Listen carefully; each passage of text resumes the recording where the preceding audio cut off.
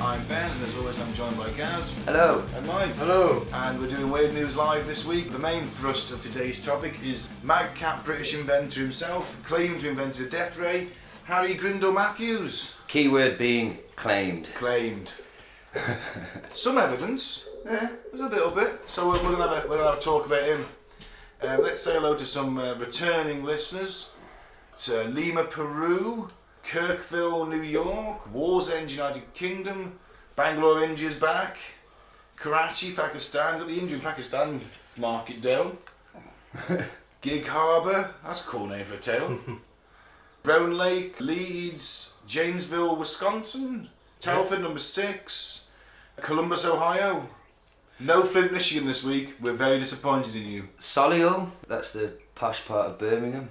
Is it? Is it posh? Ish. There's a posh Posh part for Birmingham. Everything's relative. There's a posh part of Birmingham. There's several actually. Is there? It's very shocking. I've been to the bit where all the villa players live, I suppose. That's it. Think about it. All the rich people got to live somewhere. Not in Birmingham, I thought. On the outskirts. Before we get into the main thrust of today's topic, we will crack on with some weird news. Facebook Live. Hello, audience. Let's get the boys' views on this week's weird news. What we got first then. Congress receives classified briefing on UFO encounters with US Navy.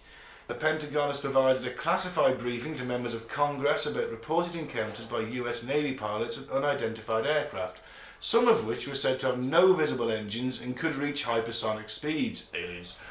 Earlier this year, a number of pilots reported seeing the objects on an almost daily basis from the summer of 2014 to March 2015 while flying Navy jets off the East Coast. Some of these encounters were even captured on video, leading the Navy to announce it had updated the way pilots were to formally identify the incidents. I'm not surprised if it's daily. Well, yeah.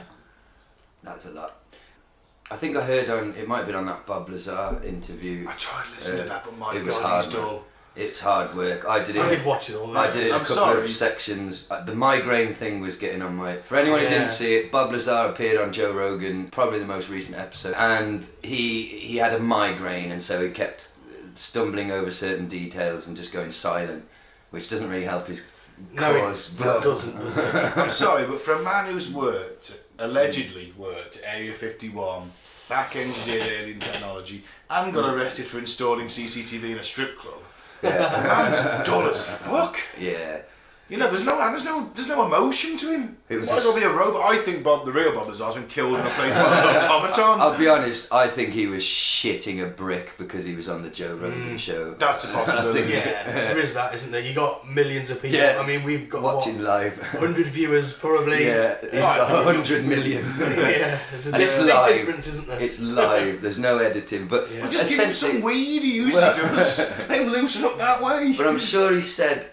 I either heard it there or somewhere else, but there was a culture of, like, if you were a US air pilot and you saw something unidentified, there was a bit of a culture of, like, oh, don't report that. It won't be healthy for your career. Yeah, absolutely. You don't want to be one of those guys. And that goes for civil aviation as too, you know. But apparently they're trying to reverse that a bit now and, like, say, no, look, no judgments, no, if you see shit, report it. And so I think that confirms with the Daily. Yeah.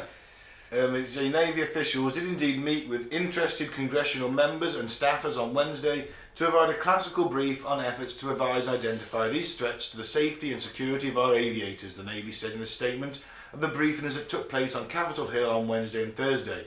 Navy officials continue to keep interested congressional members and staff informed.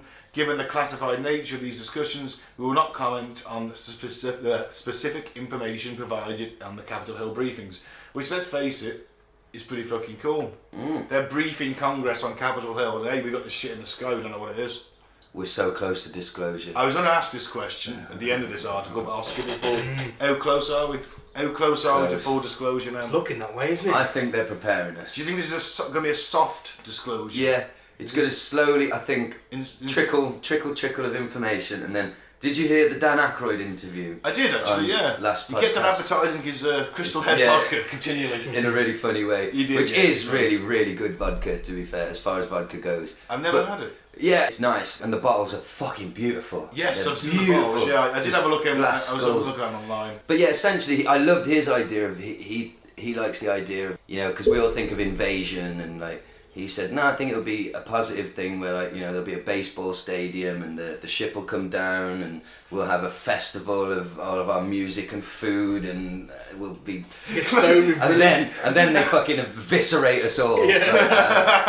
We did not enjoy your song, people. Everything was going well until the Morris dancing and fish and chips. Not Morris dancing, no. So every country, because Britain's retreated into this isolationist nationalism at this point, the aliens come down. We're like, oh right, we're like North Korea at this point.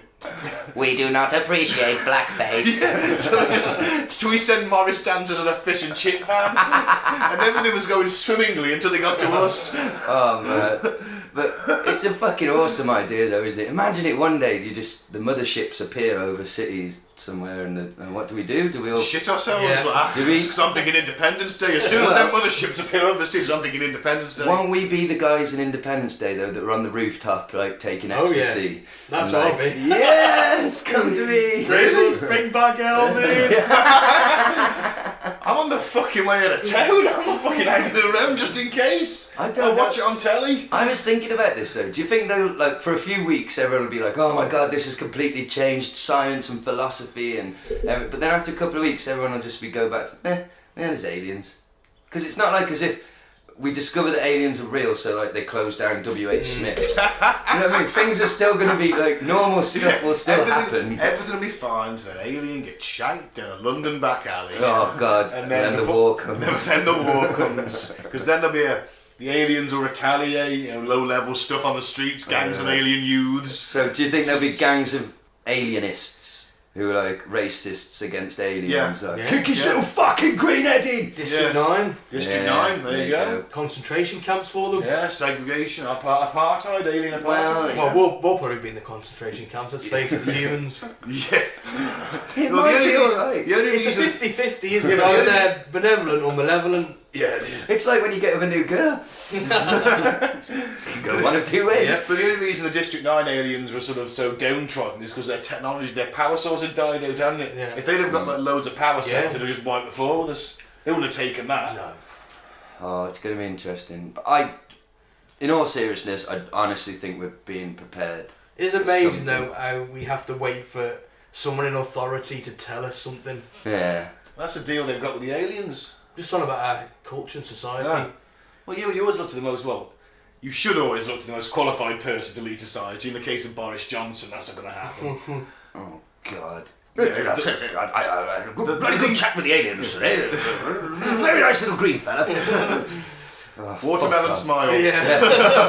Oh, well done, Boris. Boris, what have you done? Oh, man. Here come the death rays. Oh, mind you, I wouldn't mind seeing Westminster Palace get blown up. Here's the important... V for Vendetta style. I'd like to go for that. Will the I mean, aliens... no, that's pretty treason. No. Will the aliens be part of the EU? Ooh, well, it depends when it's settled, doesn't it? You know what I mean? Are we going to invite them into the UN? Are we going to have like a space UN? Well, I've been saying for a couple of weeks, there's all this, because it is pretty fucked up that the president talks really openly and uses it as a, bargaining chip, or not bargaining chip, as something to impress people, like, Space Force, we're going to have a Space Force. Why does he keep fucking talking about fucking Space Force? We've had NASA for years, right? But NASA's 'Cause we not need a military force. wing. Is it exactly why? That, I think, is the biggest clue. The fact that the fucking president's been going around the last few years talking about Space Force. Either that or they're just concerned that people are so anti-war now, they've got to funnel the money somewhere else. They've got to... Well, their regime change wars will simply, when they run out of regimes, will have to move to the stars, won't they? Yeah. Oh, yeah. And they could be totally bullshitting us, so Akhtar the Flabargian comes down. We can't translate his language, so we have to trust the government, like telling us, oh well, whatever that name I just made up. You'd think that they would have universal translators, though. If they're going to make first contact, they should speak the language, shouldn't they? If you're gonna fucking be here, mate, you got to speak the fucking language. From a civilization 50,000, 100,000, a million years in advance. What happens if they can't communicate with us? Well, then why make first contact if you can't communicate? Yeah, good point. You all saw him. He had a gun. Yeah. But so we've got to trust their translation. He could come down in peace, right? But then they come back to us and say, "Oh, we had a chat with the little green fella. They're not fucking happy.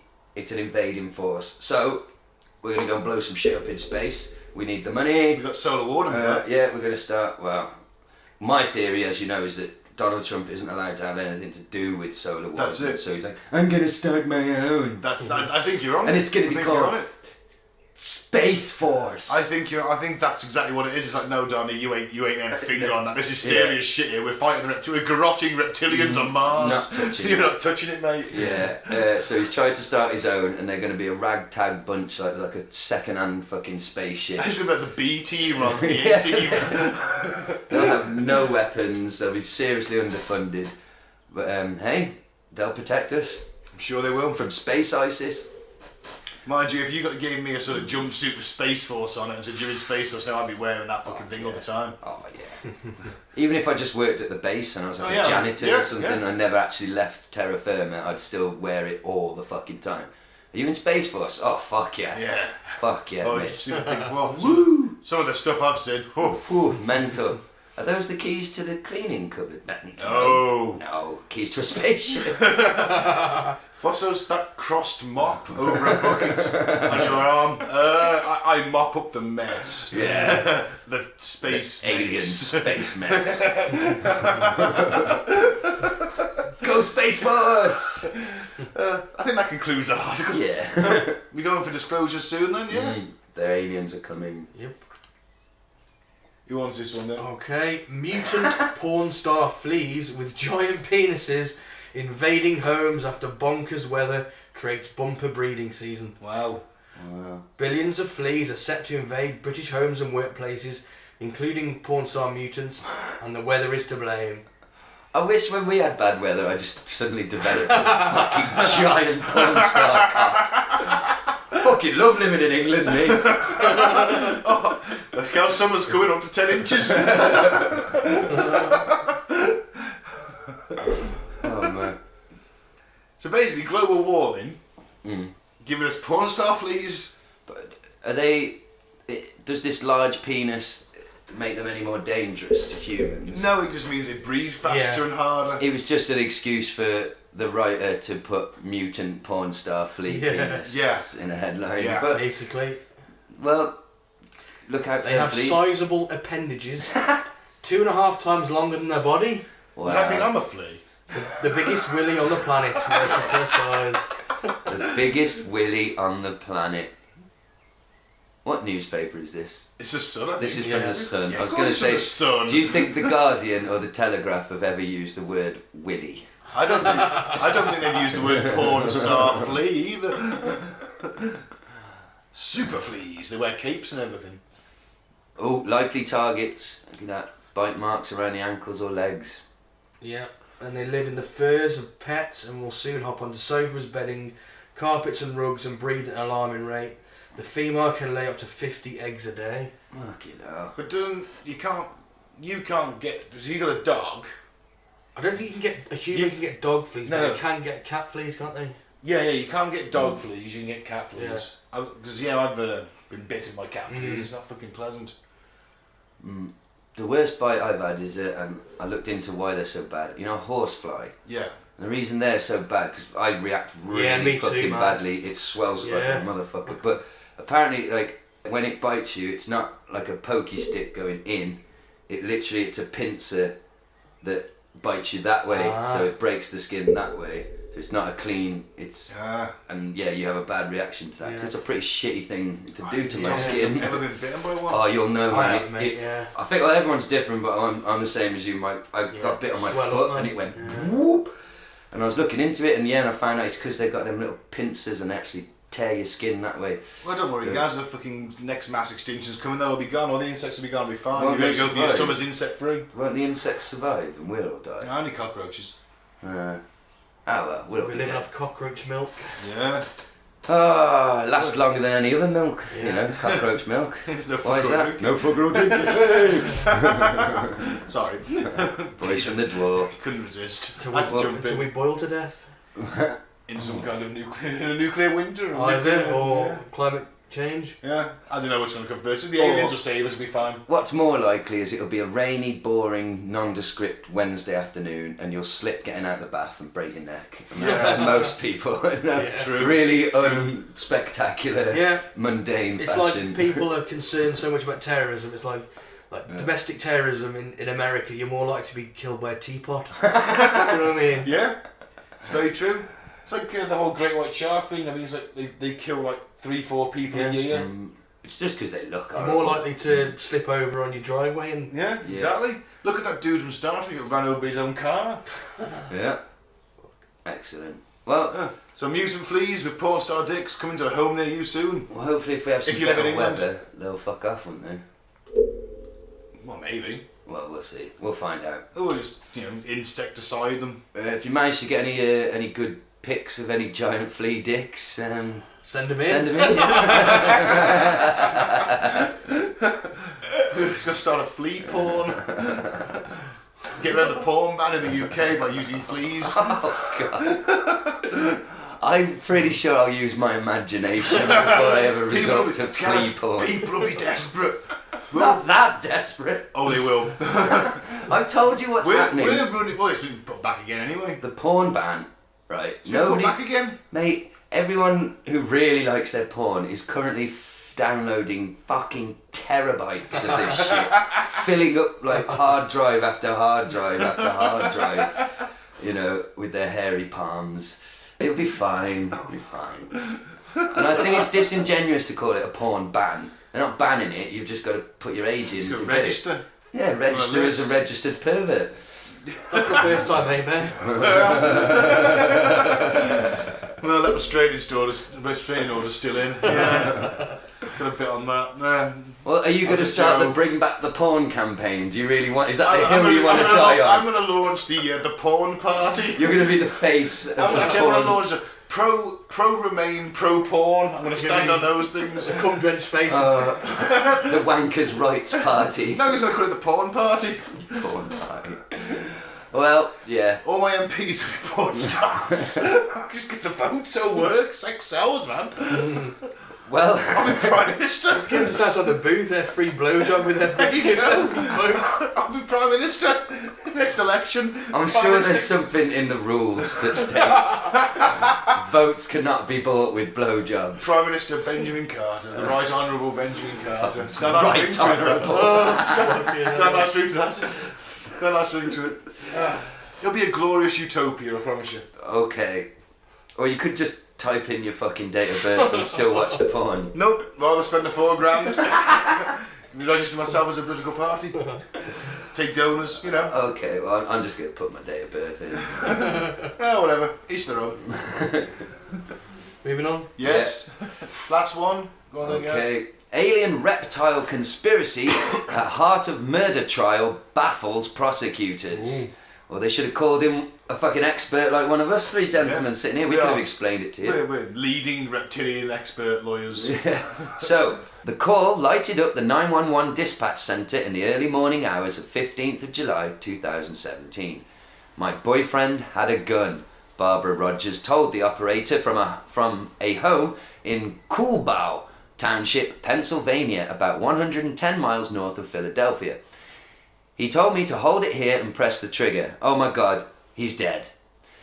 When police arrived at the tan double-wide trailer, inside they found 32-year-old Stephen Mineo. Stephen was dead from a close-range .45 caliber bullet wound in his forehead. And probably not a lot left to the back of his head, either, in all fairness. Well, Rogers was arrested and charged with her boyfriend's murder. But behind what first appeared to be a simple domestic killing, investigators found a bizarre backstory involving an extraterrestrial cult that had swallowed up both Rogers and Stephen. According to the Pocono, the Pocono record. Not the Pinocchio record. I don't believe a fucking word they say.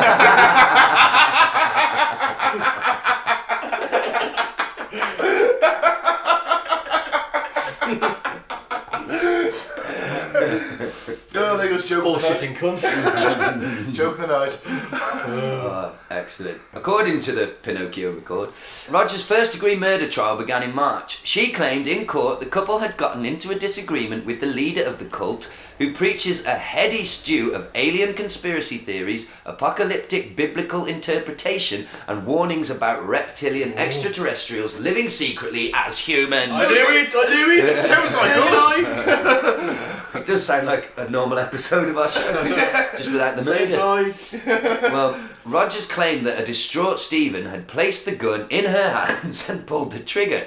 She said she did not know the gun was loaded. That's a pretty shitty thing to do. Yeah. Prosecutors attempted to strip away the otherworldly elements of the tale. In the end, the jury split the difference, finding Rogers guilty of the lesser charge of third-degree murder. On Monday morning, a judge sentenced the 44-year-old to 15 to 40 years in prison. The sentencing did not sit well with the victim's family. This is Jackie Mineo talking now. To me, it's amazing that somebody would put a gun to somebody's head, blow their brains out essentially, and the jury finds them guilty of third-degree murder and not first, says Jackie Mineo, the victim's aunt. She got a break. She got a big break today. No one fucking do the song. I was about to. What song? The Big Break song. No, Oh, from the theme tune. no one's doing the theme tune. Well, according to NJ.com, Miss Schreiner believes a new world order. Oh, who's Miss Schreiner then? Oh, okay, Who's the the cult cult leader leader? is called Sherry Schreiner, who on her website calls herself a, quote, servant, prophet, ambassador, daughter, and messenger of the Most High God. Never heard of it. Me either. Mrs. Schreiner believes a new world order is threatening humanity, an evil conspiracy hatched by aliens and other evil beings. I don't run a cult, she said. You can turn on my video or turn it off. You can turn on my podcast or turn it off. You can do that with ours as well. You're not fucking special. Turn ours on though. Don't turn it off. I don't have a list or a membership rule. So the murderer woman started following her in the early 2000s. Oh, hang on. Eventually put him at odds with the teachings. She believed Rogers, that's the one who was shot or the one who did the shooting? No, Mineo was shot. Right. Rogers. So are these two men? Women, Yeah. I think, not they? Yes, Rogers is the lady. Yeah. But his relationship with Rogers, is that a typo? I think it is, yeah. So anyway, she believes... Oh no, hang on. Basically, Mineo's relationship with Rogers deteriorated because he started watching Schreiner stuff. Right. And Schreiner told NJ.com she believed Rogers was a vampire, witch, reptilian super soldier. That's a hell of an accusation, that, isn't it? It's one hell of a fucking title to have as well. Well, I met a few of It's them. 4 different things there. You're a vampire, a witch, a reptilian, and a super soldier. Well, Well, imagine if Captain America was that. that's pretty awesome. Yeah. The split seems to have started when Rogers wrote Facebook posts talking about her cravings for red meat and preference for steak tartare. I don't see an issue. I do not see an issue. Well, Miss Schreiner believes that red meat is a sign that a person was actually reptilian. Oh, but I love red meat. So don't we all? But we've probably all got some lizard in us. Oh man, Essentially- why a reptilian who doesn't know it? Now, We've all got the reptilian brain. True. that's it. I say this as somebody who runs a cult, the Church of Insignificance. If you'd like to look it up, dear listener and You viewer. don't run a cult. I do run a When's cult. We that- have a when's 10,000 that- word manifesto which is available for When's that bet £2.50. run out? I'm not sure. And you got 2 followers. 2 followers. Listen, One of them's you. contact me. Contact I haven't me. sent you any money yet. You're getting in the way of my pitch. I'm trying to make money. Contact me. Send me £2.50 and I will send you our professionally printed, but not professionally written, 10,000 word manifesto, right? And you can get onto the basically accepting your own insignificance. That's what my cult's all about. You insignificant little toad. But I say that, having said that, don't follow cults. Don't listen to people with YouTube channels who claim to be leaders. There's a reason the only show they can get is on a platform that literally anyone can use. Like us. Don't Like your cult. Don't Don't let the fucking ramblings of a mad woman online affect your actual relationship, especially to the point where you end up shooting your fucking partner in the fucking head. Yeah. I didn't know it was We loaded. all like the reptilian conspiracy. We all enjoy it. We all think there might be some truth, maybe, to it. Maybe a bit. But we don't take it that seriously. I'm not gonna fucking shoot somebody in the head. If I go home now and my missus is like, oh, fucking what? Lizards from space, you fucking cock. I'm not gonna stab her in the throat. What if she thinks you're a reptilian vampire super soldier? She stabs me in the throat. Well, I'll have to defend myself, won't I? Well, if you are that thing, then you should frying go pan across the back of the skull, and all will be well. But anyway. Well, maybe. Don't follow fucking people called Mrs. Shriner online. And all that shit that she's spouting anyway is all ripped off from David Icke. Anyway, it's not her fucking theory. It's probably not his theory, but he popularised it. Oh, Saint Icke. Right, I think that concludes the news for this week. Yes, I would say so. Okay, so let's cut on with the main thrust of today's topic and talk about Grindell Death Ray Matthews. This is an article written by Dr. David Clarke, famed skeptic, actually, but still pretty in-depth. It's from the Fortune Times. Oh, we've got upmarket. Yes, I have a few copies of the Fortune Times. I bought them on eBay and they weren't cheap. I used to watch the TV show on Channel 4, Fortune TV. Do you remember that, Gaz?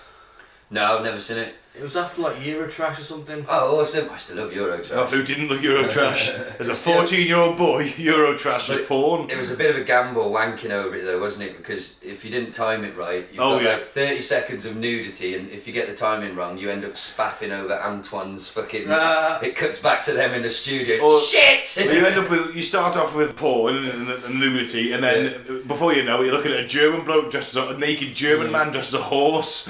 Fuck, I used to love Eurotrash. Those are some happy memories, man. It was the only porn we had.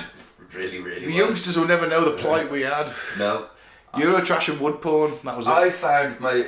I had cable, so you had the German channels. Ah, yes. Later night German channels. You'd full get the... hardcore porn. You'd get the free... You'd get like... If it was there, if you knew where to find it. And I bet you did. You'd get like the 30-second like previews, wouldn't you? Where they're trying to get you to subscribe to the channel, basically. When I was about 14, I could probably knock one off in that 30-second preview. 30 seconds? Give me 3!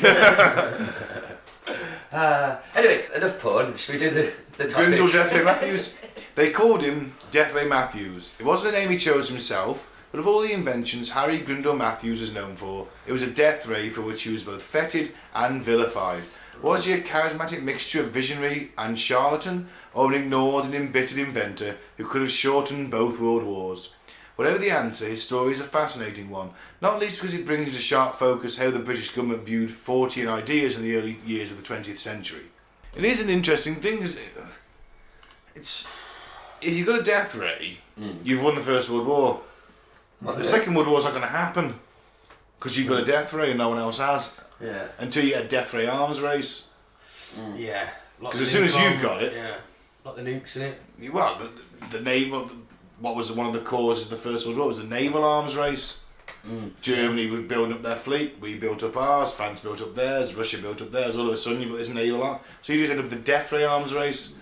Well, all I can say is Death Ray Matthews is an excellent name for a wrestler. I wouldn't mind Death Ray Carter as a nickname. You know what I mean? If your name was actually Ray as well. Oh, fuck yeah. Ray Matthews, Death Ray Matthews. Yeah. If I ever become a professional wrestler, that's my name. Excellent. But back to your point though, there kind of was a slight, well maybe not an arms race isn't the right, but as we'll see in the story, he was kind of flirting with other... All the countries. Yeah, he was trying to sort of start a bidding war. A bidding war is a better way to describe it. Unlike the guy who invented the machine gun. Oh God, what's his name? Off the top of my head, I can't remember his name. Mr. Machine Gun? No. No, it wasn't. But he sold it he sold exactly the same machine gun. Hiram Maxim invented the first proper belt-fed machine gun. You know, the canonical World War I machine gun, the round barrel, little spout coming out, you sit behind it. Yeah. He invented that. Didn't they have that in the American Civil War? No, they're the Gatling. They were being hand-fed at that Ah, point. yeah, 'cause I'm thinking of the movie with Clint Eastwood where he pops up at the coffin and he's got, I think it's Django, the first Django. and he's got one of them, and he just mows down an entire village of people. Yeah. But yeah, sorry, to your point. So he turned up in Europe and said, you know what, the Europeans really like killing each other. I'm going to give them a way to kill each other faster. Wow. And remember, at this point, Europe had a lot of wars. I mean, we're talking late 1800s, you had the Franco-Prussian War, and the French got their asses, or 2 Franco-Prussian wars, and the French got their asses handed to them by the Germans twice. Yeah. We were doing all sorts of colonial stuff. Well, everybody thought that cavalry would win the First World War. They did, yeah. That's why there was... It always has done. Yeah, it was the war-winning thing. Yeah. Anyway, so Maxim basically went to Europe, went to an arms fair and said, this is my gun. It can fire 1,000 rounds, however many rounds a minute it can fire. 100 rounds a minute. Who wants to buy it? Yeah. And pretty much every major European power went, yep, me. Yeah. Apart from the Belgians, their king was there and he said, nah, it costs too much in ammunition, that will. Oh dear.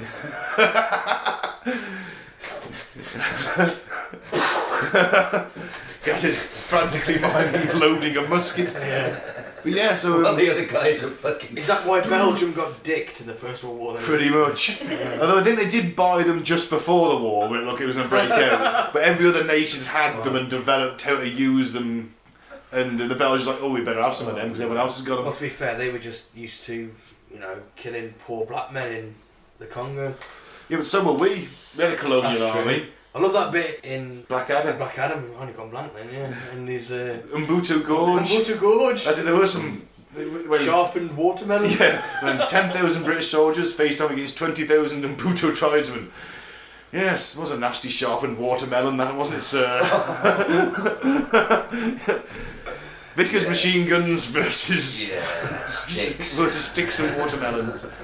And it's true, we had the thing was, we had the Vickers, the Germans had the Maxim, it was licensed out. So exactly the same gun, just licensed out. So if I promised you that I had a gun that didn't need ammunition, you'd be pretty interested, wouldn't you? I would. I'd be very interested. We'll get into it a little bit later as well, but Mr. Matthews, Harry, he certainly wasn't the first man in history to toy with this idea of... Tesla was knocking around rings. Well, wasn't there somebody... I'll look, I've got it in my notes later, but somebody in the fucking ancient times... Archimedes. That's tried doing it. Archimedes Archimedes tried to set in the fleet on fire with mirrors. Now, Mythbusters tested the fuck out of that. Yeah. And they couldn't get it to work. But the legend is, the story is, that they set up these giant mirrors, I forget which city it was, they set up these giant mirrors and they fried the wooden ships of the enemy. Right. Now, Mythbusters, I think, did at least 2 episodes on that, and I think the second one, the Obamas featured in it. Okay. It was apparently, they were big fans, and it was his favourite episode. And he was president at the time. He's like, I want to be on. If you're going to do that again, I want to be on it. Me and my family love that episode. As much as I like Mythbusters, and I've seen quite a few episodes actually, did they go and put giant mirrors on the top of the exact mountain? No, they would have scaled it down. Yeah, it was scaled down to. They built. I think they had like a model harbour, a bit of a pond, a model harbour, the mirrors, and the ships in comparison, all scaled down. But they just couldn't get it to work. Well. Doesn't mean it's not true. I could be wrong on that. It's been a long time since I've seen that episode. Maybe they did get a bit of scorching on one of the wooden ships. Listeners, please do correct me if I'm wrong. In theory, we all know you could get a magnifying glass and burn use it to burn stuff. So in theory, that wasn't what Mr. Matthews... No, he wasn't using the power of the sun. No. So, by any standards, Harry Grindell Matthews led a remarkable life. He was born in 1880 at Winterbourne in Gloucestershire. He was educated at the Merchant Venture School in Bristol before training as an electrical engineer. During the Boer War, he enlisted in the Baden-Powell South African Constabulary and was wounded twice.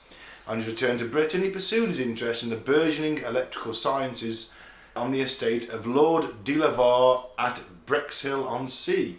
There he displayed a natural aptitude for thinking outside the box and began to first visualise and later produce a remarkable series of inventions. And he was ahead of his time. Yeah, he did invent. Death ray aside, he was working with like power cells and he was walkie-talkies. Technology, like mobile phone. Well, not mobile phones, but like wireless. Well, walkie-talkies effectively. It was which they didn't have in the First World War. All the I think big naval ships had radar. Had radio, because they had the power to transmit. Yeah, that makes sense. You know, the Marconi and things like that, the Titanic had that.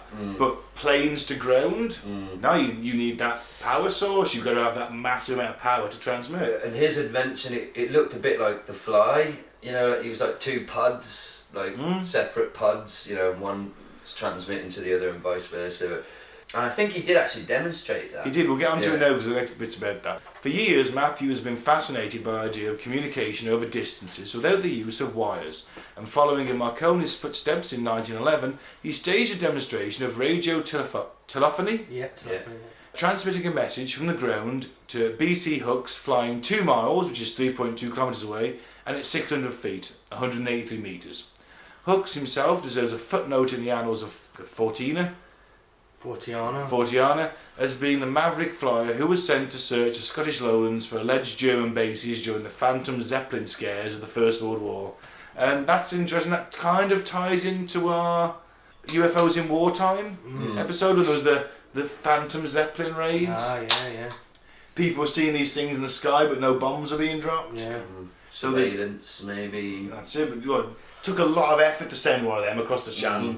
Most of them went that far off course and bombed cows instead of cities. The British government genuinely thought the Germans were going to kill their livestock to start them into submission at one point. They keep burning up the bloody cows! They were killing so many livestock. I mean, the city is pretty hard to miss. Quite big. But you know, you have a blackout and things are harder to see, but the Zeppelins, because they were lighter than air, it took a lot of effort to keep them on course, and 9 times out of 10 they were bombing farmland in Kent instead of London. Yeah.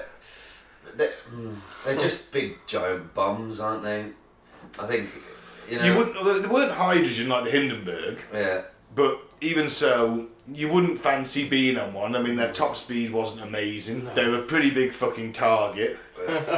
One shot and it burst the balloon or whatever. Yeah. You're down, aren't you? Well, look and some French pilot did attack one with a bread knife once.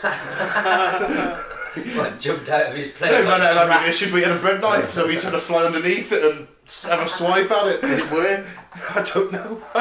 All I know is he attacked one.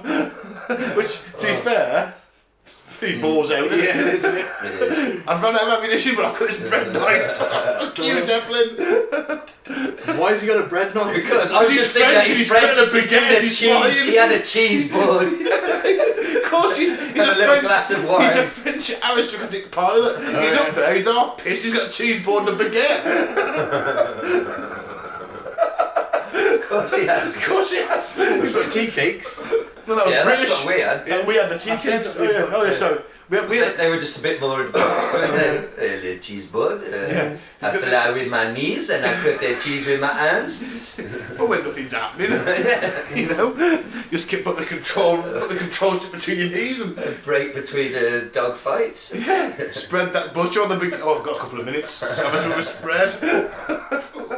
Oh, actually, the butcher would be harder to spread at high altitude. Imagine that you fly by, when you're British, you fly by one and he's got a fucking glass of wine in one hand and a baguette and he's just like, hello? Fucking hell, different breed, man. Bless him. Where's my tea? Yeah, I always remember my dad went to France with his job when I was a kid. Yeah. And they were like, and he was a big red wine lover, my old man at the time, and they were like, oh, would you like a glass of wine with your lunch? He's like, nah, you're alright, if I start now, I won't stop. But they like have 2 glasses and that's it. Yeah. That's it. So yeah, I've got a nice little buzz going on, I'm off, I'm back to work. Well, yeah, our drinking culture, I was actually talking about this last night at the party. Like when you go to Europe, you see how their drinking culture is completely different. Oh, fuck completely different. Yeah.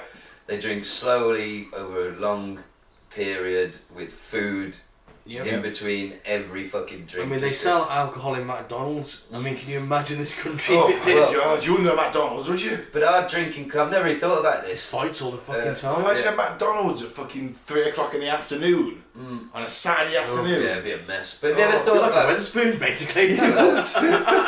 Wetherspoons cheaper food. Have you ever thought about like why we drink that way though? And it's so obvious, but I never really thought about it till this guy said last night. He's like, well, it all comes down to licensing hours and things like of trying to.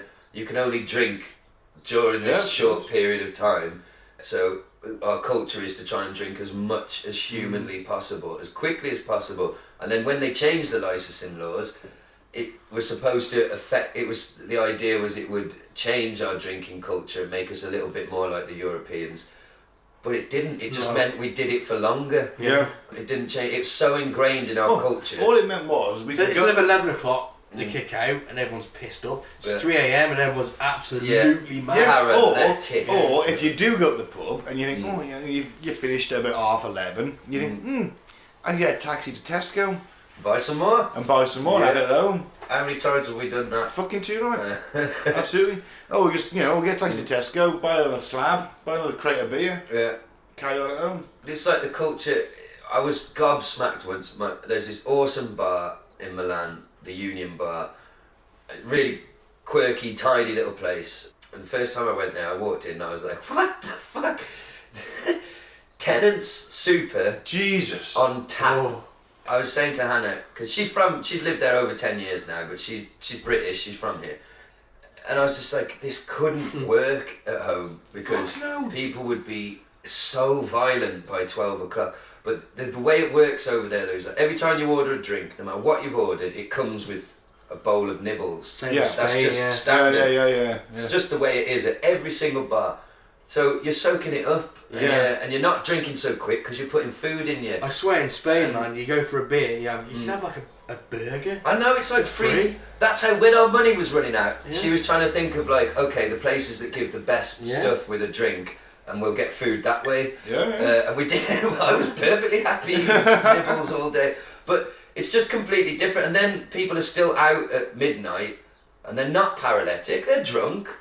They've partied, but they're not puking in the street and like pissing in the back of a taxi and trying to glass somebody because he got the wrong t-shirt on. It's just completely, but we're the opposite. It's almost as if they're trying to enjoy it, whereas we're just get it in me. But they're doing that most days and not drinking as much, whereas we binge drink. At the week, So that's the weekend, other thing, it's like, fucking, I'm on it. Weekend, well, that's Yeah. it. But yeah, it's an odd one because you're right. Europe does just do it differently. I mean, some countries have stronger beers, but as you say, they just don't have as many. Yeah. In Belgium, I watched. Oh man, is that Scouse comedian Mickey Farragon? He went on a sort of tour. It was a documentary where he kind of went to the first. He cycled through Belgium because he got into cycling with his mate. But they went around the First World War battlefields. But they went the little offshoots. And there was this Belgian brewery. Yeah. And oh, this one's 7.5%. Right, on tap, and they only give you half. You only have half, but because of being British, they're like, hey, nail it, Well, I've 8 half. nail it. No, that half has got, and the Belgian guy's just looking at him, going, "What are you doing?" Yeah. Because they're like, "Hey, bottoms up, half the half gone in the first gulp," Yeah. and the Belgian guy's like, "No, you sip it. It's 7.5%. Yeah. You have 3 of these on your arse. Just sip it," and they couldn't get it into their heads. It's Look, like, we're British. We might not know fuck all about the culinary delights of the world, but when it comes to drinking, fuck off telling us how to do it. I'll get home, I'll be fine. I have a broken leg, and bruising I can't explain. it's all right. I've got an NHS. Exactly. That's the other thing that Doug Stanhope pointed out with our drinking culture is because of the NHS, right? You'd think America's a more violent place, but A, there's the threat of that guy could just go to his car in the car park and get his gun. Yeah. There's also the second thing of like, if we get into a fight and I get a tooth knocked out, that's going to cost me $10,000. And if I knock his tooth out, that's probably going to cost me $10,000 as well. So that's at the back of their mind, where they're a lot less likely to fire off with violence. Whereas we know we'll get repaired and stitched back together for free. Yeah. So, and because he said the whole thing that started his little rant was, he's a brilliant comedian, but he's American, and he was over here and he said, I went to the toilet and there was a poster in the toilet, basically a public service announcement asking people not to attack the ambulance workers. Cool.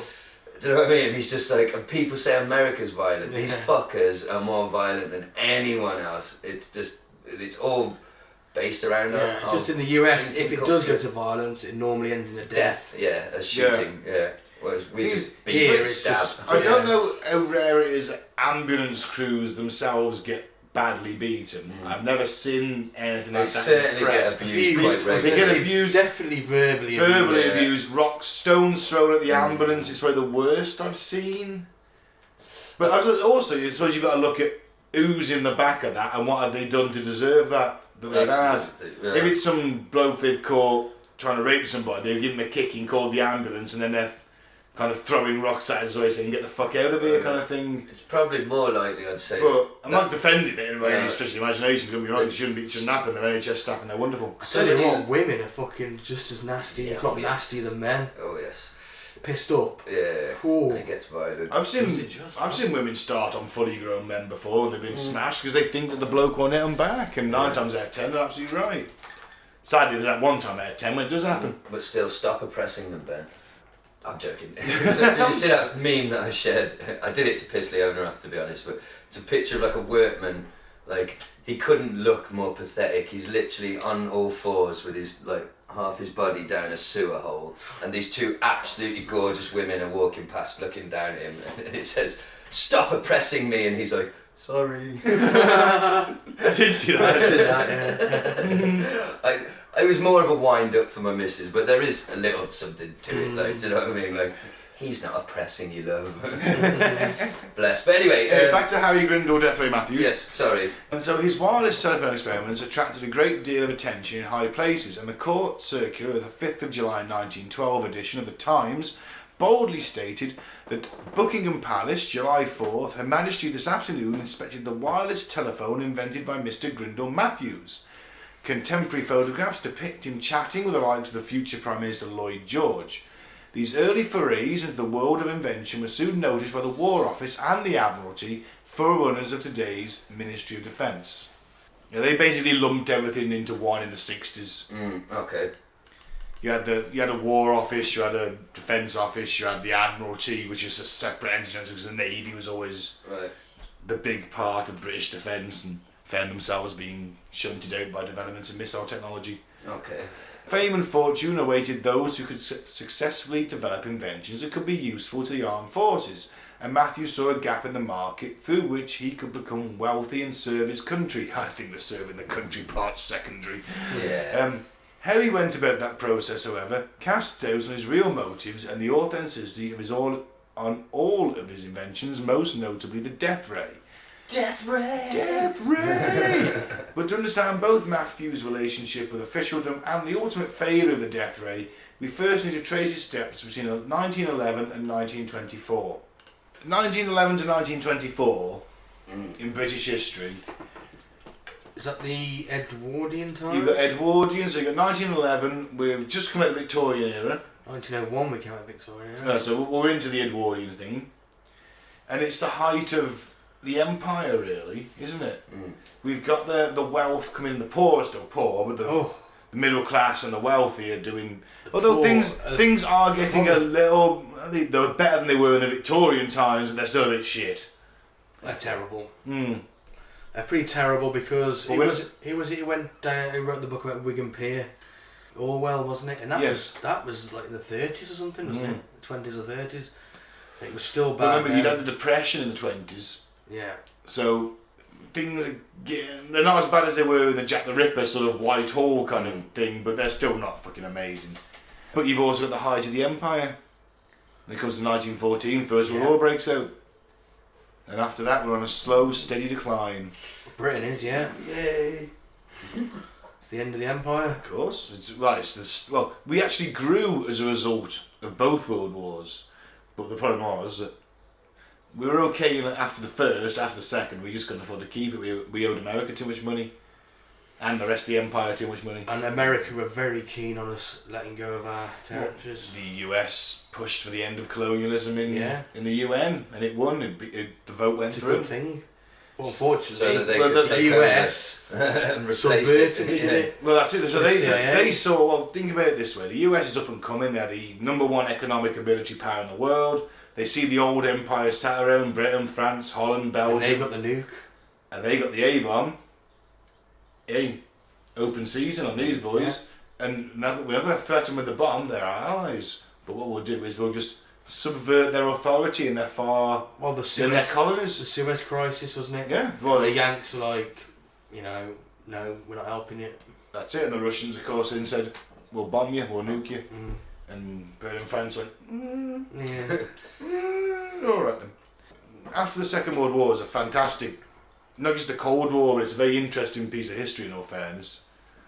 It's like the waning colonial powers are still trying to prove they're the big boys. Yeah. But the US did it subvertly. They did. And now they have 1,000 bases around the But world. now, they've got to the point where every empire who has to stand... Overstretches. No. Every empire... Does. Yeah, it does overstretches, but like the Iran thing this week, we'll just briefly mention it. Now, Trump claims it was going to cause too many casualties. Well, on whose side? As he got to the point that the Americans... Every empire has to take a punch. I'm going to quote Dan Carling in a boxing analogy. Every great empire can take so many punches before it goes down. Yeah. The Romans could lose 70,000 men in a day and come back 3 months later and give you the same amount of guys. Yeah. They could do that 2 or 3 times, quite happily, and they do it. They could take a punch. Can the Americans take that punch now of casualties? They had a lot in Iraq and Afghanistan. Public support for the war's going down. Very true. They start losing guys to Iran, and we'd be talking thousands. But most empires crumble from the inside. They do, and slowly. It is rotting from the inside. Yeah, It's of course pretty it is. But Pretty evident. Yeah. they can't take that casualty punch anymore. They couldn't take it. They couldn't lose 10,000 guys in Iran over a course of a war again. I don't know how many they lost in Iraq, but it was in the thousands. And did you know that all empires go through like 7 stages or something? Okay. It's like growth and trade, commerce. You know, then it's very militarized, and then you got the last stage is the age of decadence. Right, is that where everyone just starts? Everyone becomes over obsessed with sex. Right. Hey! Yeah, and Well, I think we're in that part now. Just from that and- description, I think we're in that part now. oddly enough, there's an explosion in celebrity chefs.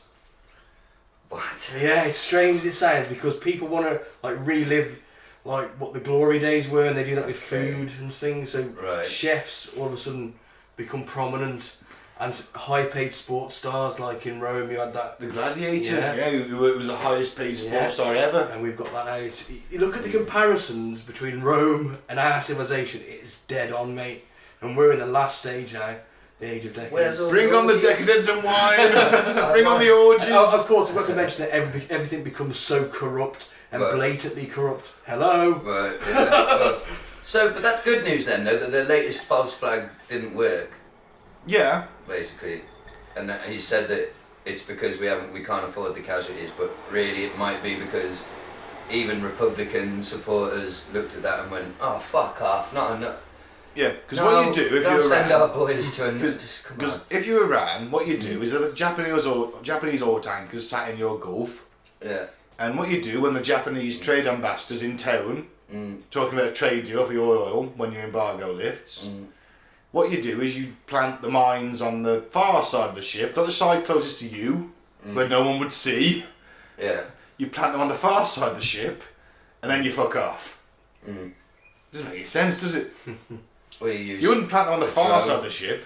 Well, when you've got the captain saying, And when- all my people say it came from a flying machine, a drone. Yeah. And the guy who owns a ship goes, nah, that wasn't right. Well, I'm glad it didn't work. I'm glad they're not going to war with Iran, to be honest. It's, We will be. It's inevitable. Eventually. I think it is. well, they've been on about it for a Of long course they time. have. They planned it for Yeah, years, man. it's a tinderbox. 9/11 was meant to set off this chain of events. They could invade these countries. It was Was it something like 4 countries in 5 years they wanted? 7. 7 in 5 years? Yeah, it was the general that came out and said. Oh, I can't remember his name. Wes somebody, wasn't it? Oh, I forget his name. Yeah. Wes Clark, I think. Yes, that rings a bell, yeah. Well, if only they had a death ray. Well, yeah, back to it. In the run We for the did first... go on that tangent for a point, though, didn't we? It was more how the It was time at the arms race, the time and the things state like of the empire at the Yeah. time. Well, the list on a bit of history. That's good. Context, social, historical, political context. That's what you do when you're doing a paper or something. We're broadcast journalists now. Of course we are. So, in the run to the First World War, the amateur interest in his aerophone device. and Matthews was invited to give a demonstration. As his patents at the time were only provisional, he demanded that no experts be present. Well, you haven't got a patent, it's not official. Right, okay. Okay, yeah, that makes sense. It could also be that, like, I don't want anyone there who knows this is bullshit. Yeah, that's also the valid point. But also, I see his point. My patent hasn't been approved. Yeah. This isn't the finished model. This is a prototype. Someone could steal it. Yeah. So no experts. The Admiralty agreed, and the demonstration went ahead. But before it was completed, Matthew's assistant discovered 4 of the invited observers had taken advantage of his absence from the room to dismantle the apparatus, taking notes and sketches. In a rage, Matthews cancelled the demonstration immediately and sent everyone away despite the protests of the Admiralty officials. Fair enough, I'd say. Yeah. Well, you're trying to steal my fucking idea. Yeah, fuck If this, let's say this does work, I'm going to make a fortune. You're trying to, and let's assume that those chaps were British government officials. So, well, we can just we'll change this, we'll change that. His patent's still provisional. Boom, we got our own fucking version of it. Yeah. And we've got to pay him now, have we? Exactly. I certainly wouldn't put it past them. No, exactly.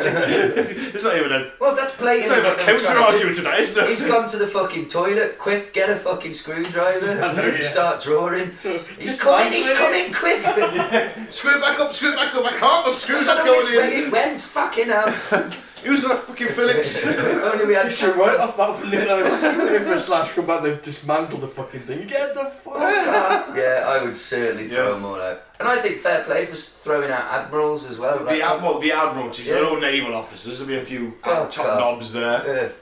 The press scented a scandal and was immediately on Matthews' side. National and provincial papers, trumpeting his cause, outraged at the intransigence of the Admiralty. Public opinion was whipped into such frenzy that the War Office had no option but to face up publicly both the press and the upstart who challenged them.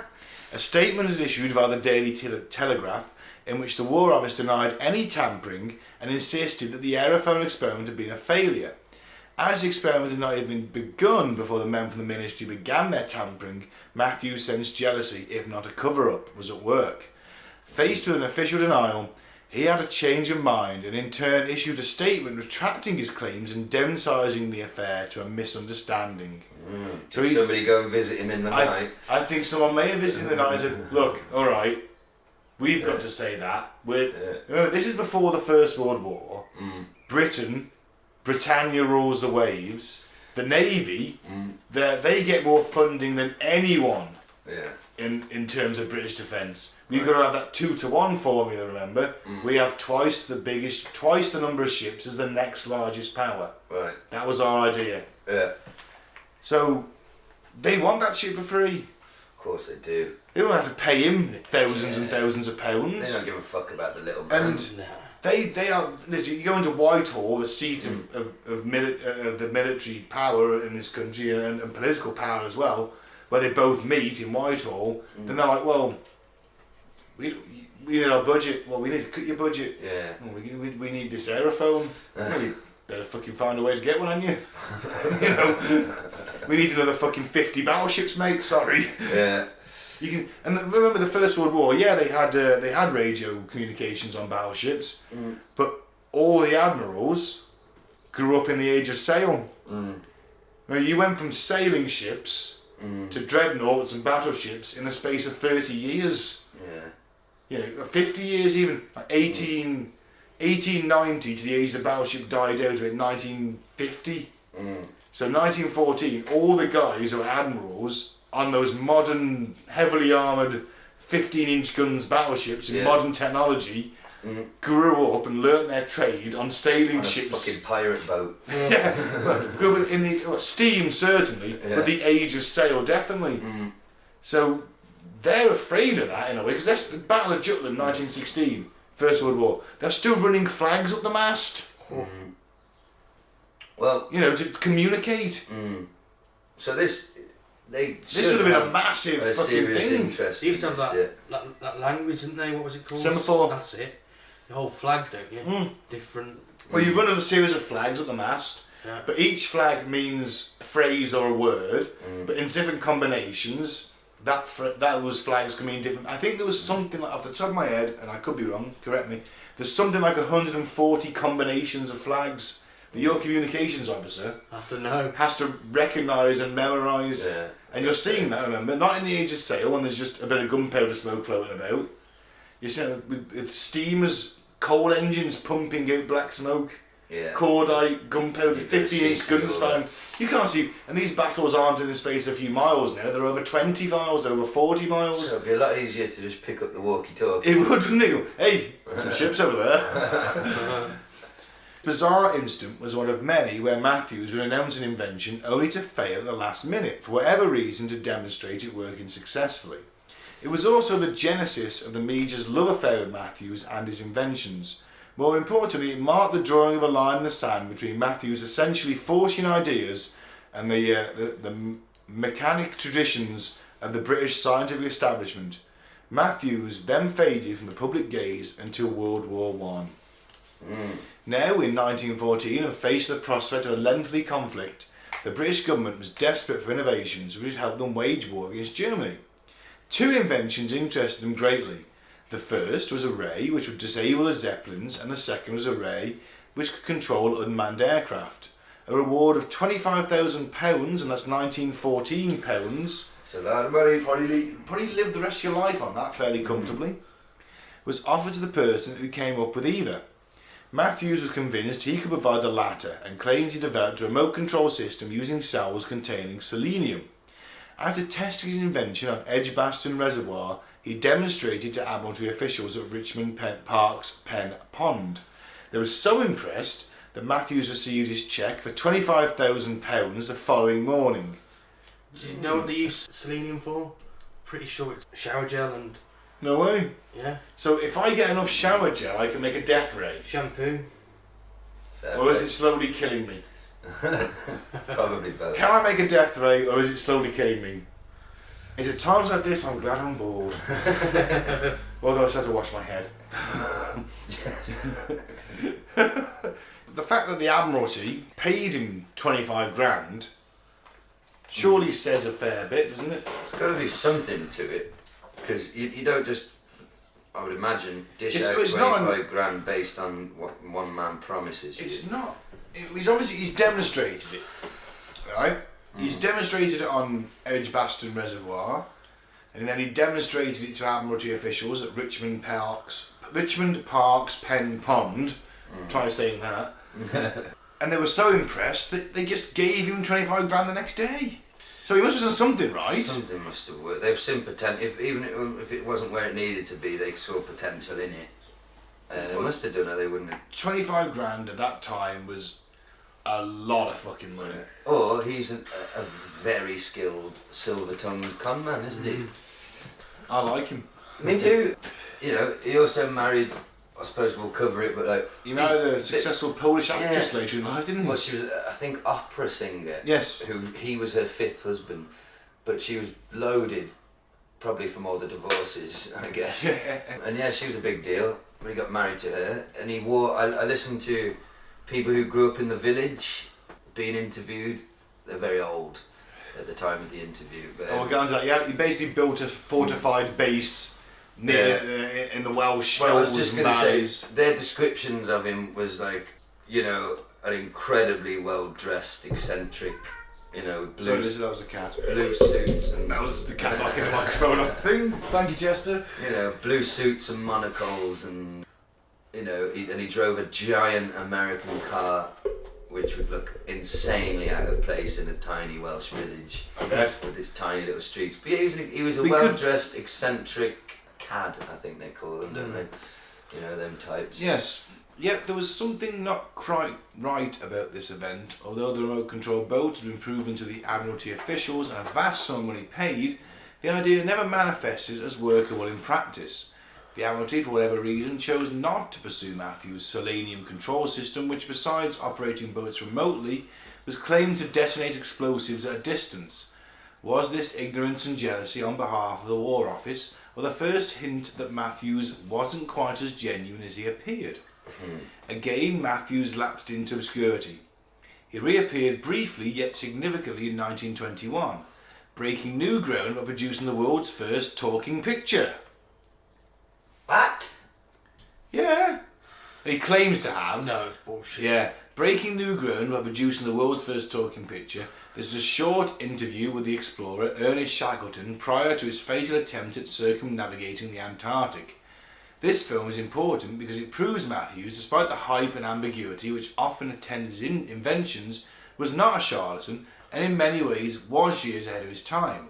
On Wikipedia it said it wasn't the first. It wasn't the first, but there was a different way of doing it apparently. But he's still, I guess the point is, he's still a pretty clever, Yeah. decent scientist. I mean, we hadn't got them in Britain, the Americans had got them, various other people, had developed them, but hey, look at him. Yeah. And it was a different method, it wasn't the best method, which everyone else used, but it was a method. He got it. Fair play. Unfortunately, the British film industry told Matthews that talkies would never catch on. What a fucking idiot. Just a few years later, the Americans embraced the talking film and revolutionised the movie industry forever. Why was Grindell Matthews' invention not taken up? Why indeed? So the static carnage of World War I had set inventors thinking about how the impasse of trench warfare could be broken. All the talk was of some kind of ray which could disable men and machines at great distances. Both H.G. Wells and R. Rider Haggard had produced fictional accounts of such a death ray years earlier, as fortunes know. Whatever can be imagined can be invented, or can it? Well, it can. I mean, Arthur C. Clarke wrote a short science fiction story, invented the communication satellite. I wrote a short science fiction story, and I invented bad science fiction. There you go. To a point, I think that's true. Yeah. Because I could imagine like a mystical sex robot slave servant that appears out of thin air whenever I think about it. But not gonna happen, Harder is to it? invent. Hard to invent, but that's the beauty of the human condition. We tend to imagine stuff, and we work towards it. Yeah. Fair enough. One of our positive qualities. Yeah, absolutely. So Matthews turned his mind to the idea of a possible death ray in the autumn of 1923. After reading reports of French airplanes dropping out of the skies over Germany, he said, "I realised the Germans had found an invisible ray that put the magnetos of the aircraft out of action. I concentrated on efforts to discover what it was, and with the electric ray now at my command, I think I have succeeded." Select journalists were given a demonstration of Matthews' ray, stopping a motorcycle engine at a distance of 50 feet, which is 15 metres. "I am That's confident," pretty cool. Matthews announced. Well, yeah, that if I have facilities for developing it, I can stop airplanes in flight.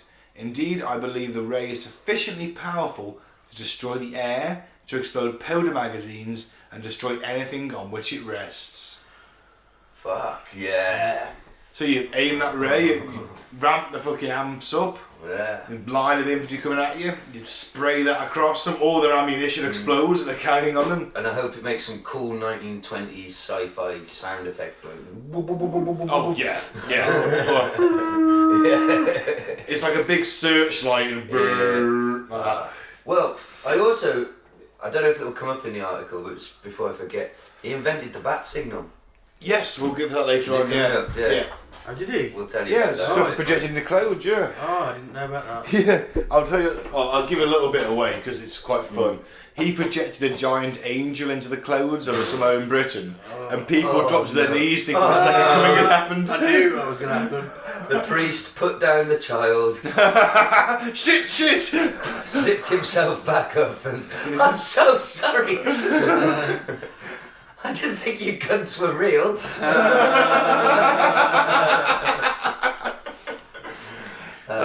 So thus, the death ray was born in the mind of the popular press. Matthews capitalised on his newfound fame, being well aware that his stock was not particularly high with the British government. So rather than approach them directly, he went to his old friends, the press. I bet you it was the fucking Daily Mail. Probably. They were only too happy to help, and fanciful accounts of the death ray and what it could do began to appear by late 1923.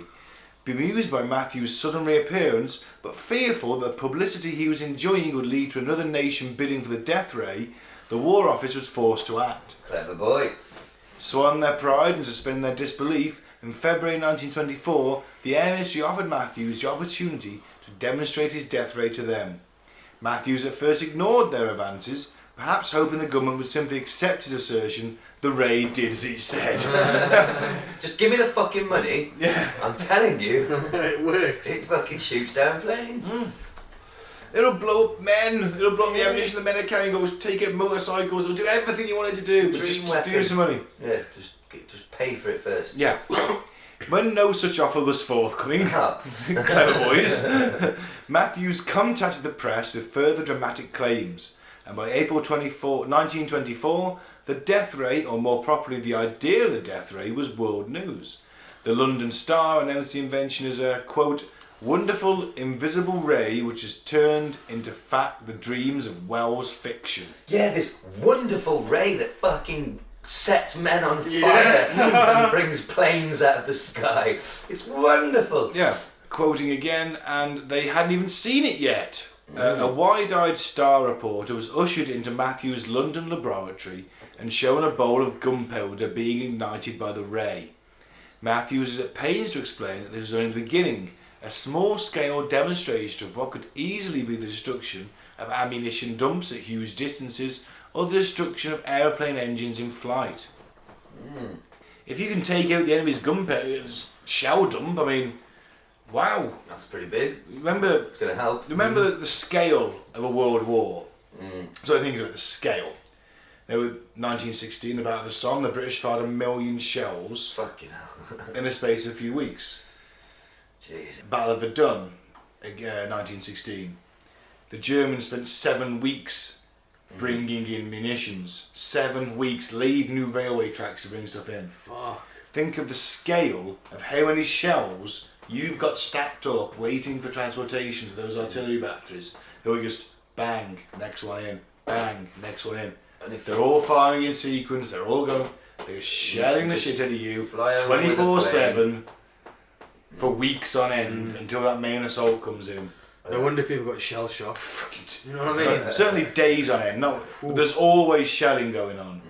You know, the shelling doesn't stop. It's just before a major attack, it becomes more intensified in a certain area.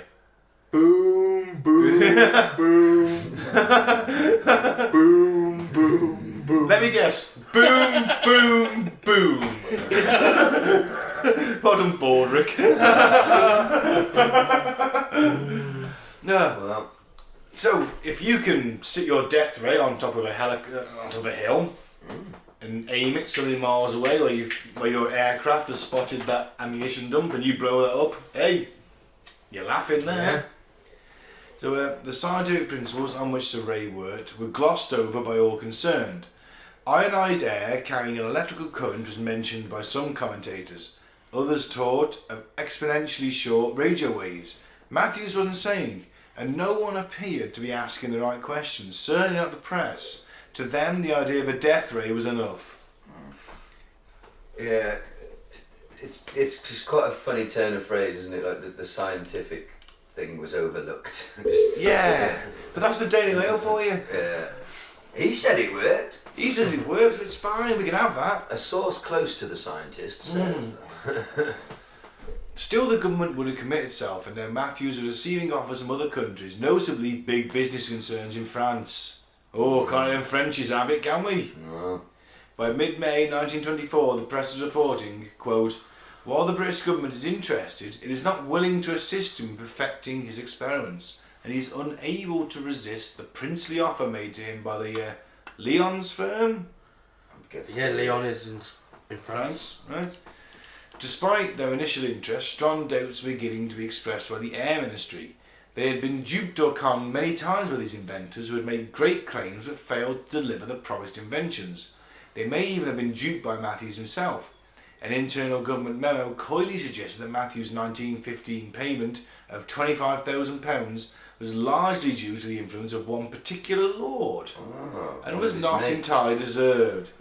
Worryingly, it also suggested that inquiries should be instituted with the Birmingham police records as to Mr. G. Matthews' past history.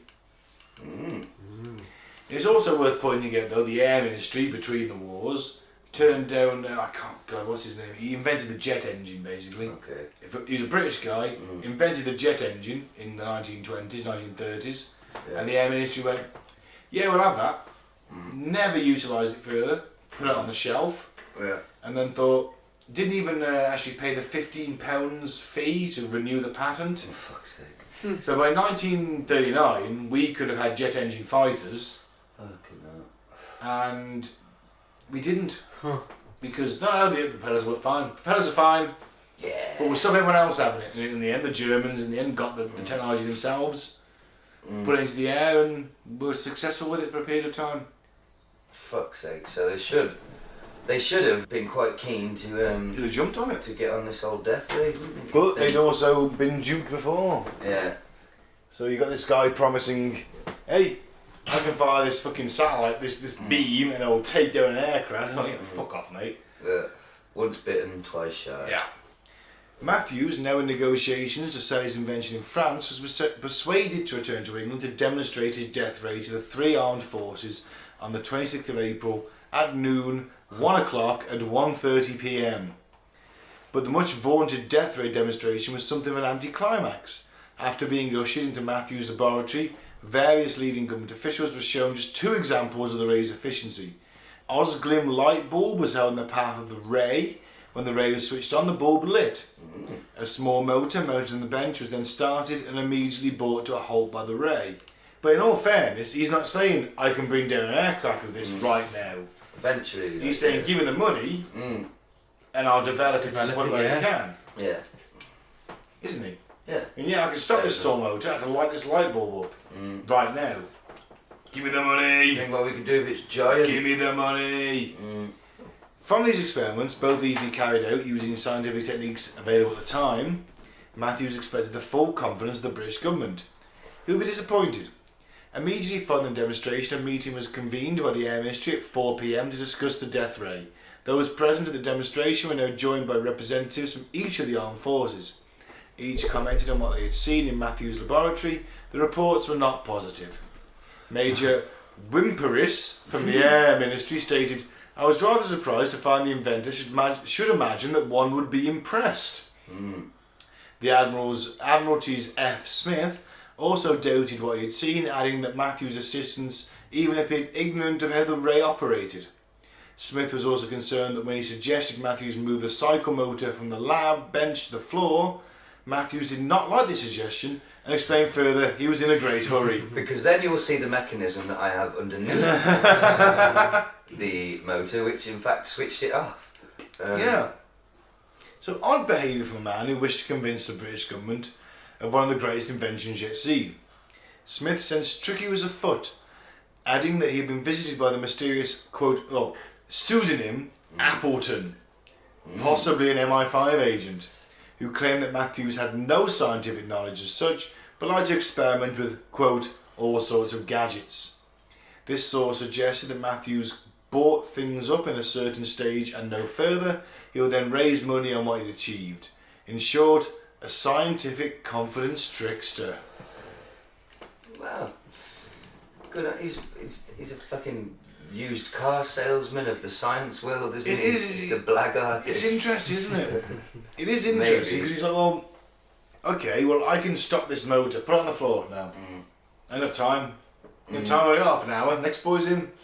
I Got the army in next. I'd still be impressed if you held up a light bulb and it lit.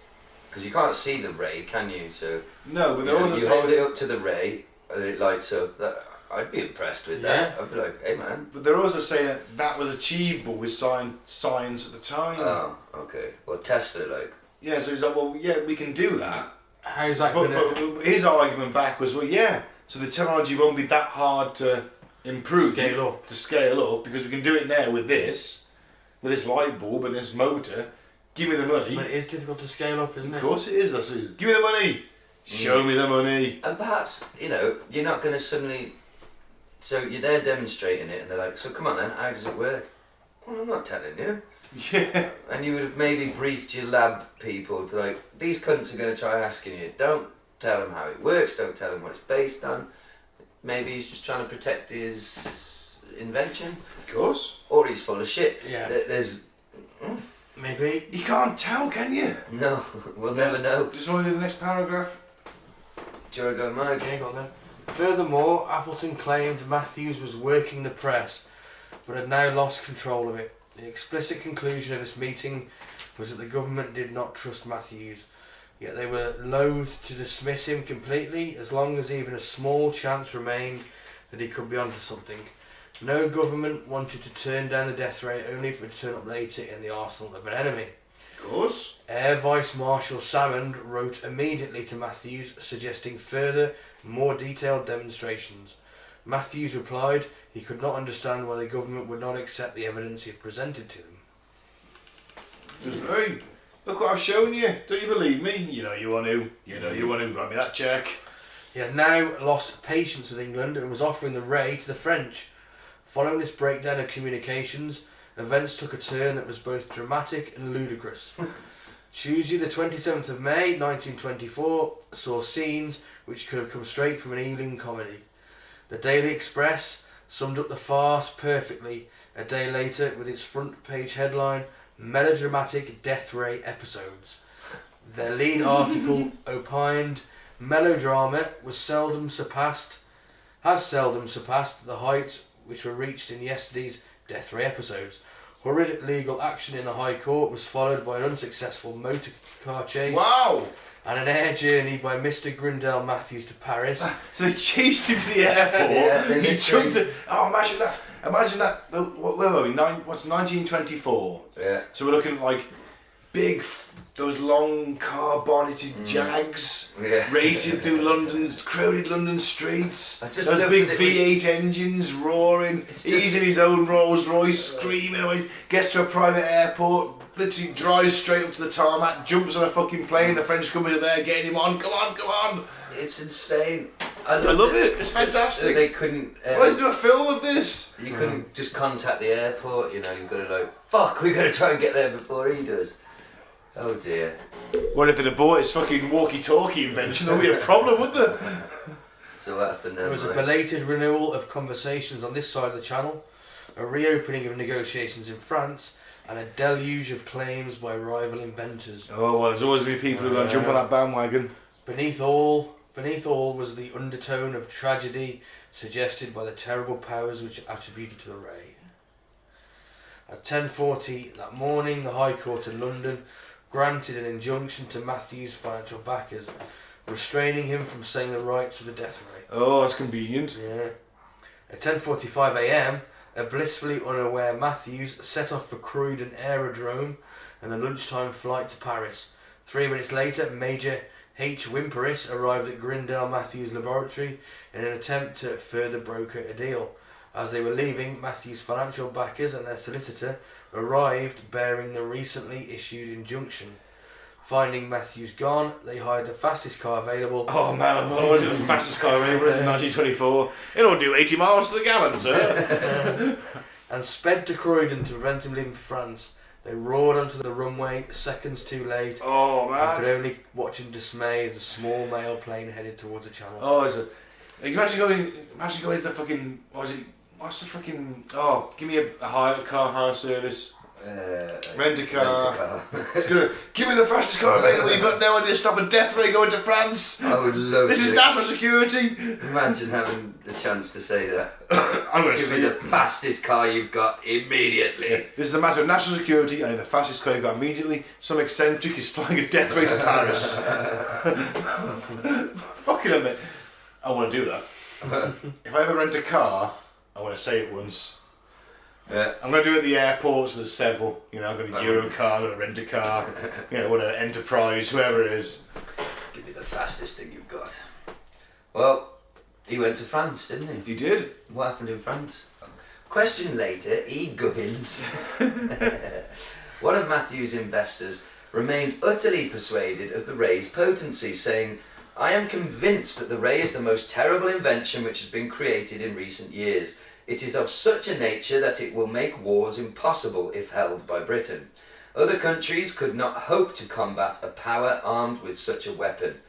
Matthews, meanwhile, was again negotiating terms with the French and was met at Le Bourget airfield by Eugene Royer prior to a meeting that evening with the director of the Chantier du Rhône, an important Lyons steel firm. Meanwhile, the deluge of publicity which attended Grindell Matthews' standoff with the British government brought a flood of other death ray inventors out of the woodwork. At least 10 people, it seemed, had been harbouring death rays in their private laboratories and sheds. This is what I love at this period. You've got people who've got private laboratories and they're just working on shit in their sheds. What are you building, Dad? Death ray. Yeah. Oh, awesome. I'm just going down to the shed, love. Going to work on the death ray.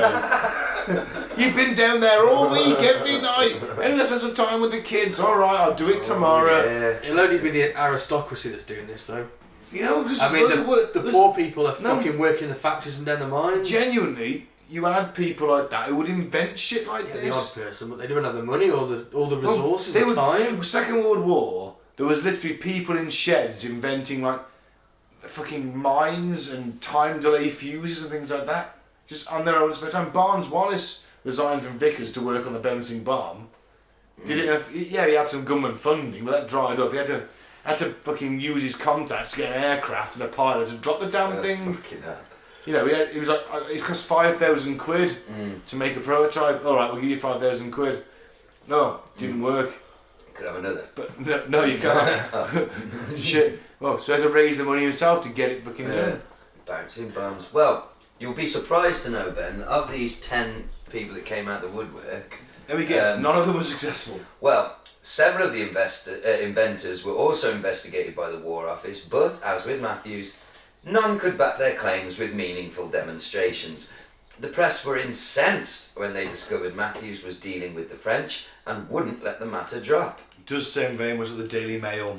Yeah. There's a Telegraph actually with the ones he sold it to. He was their boy and he's gone bad, but okay, so once again the government was forced by popular opinion to make official statements. On 28th of May, questions were asked in the House of Commons.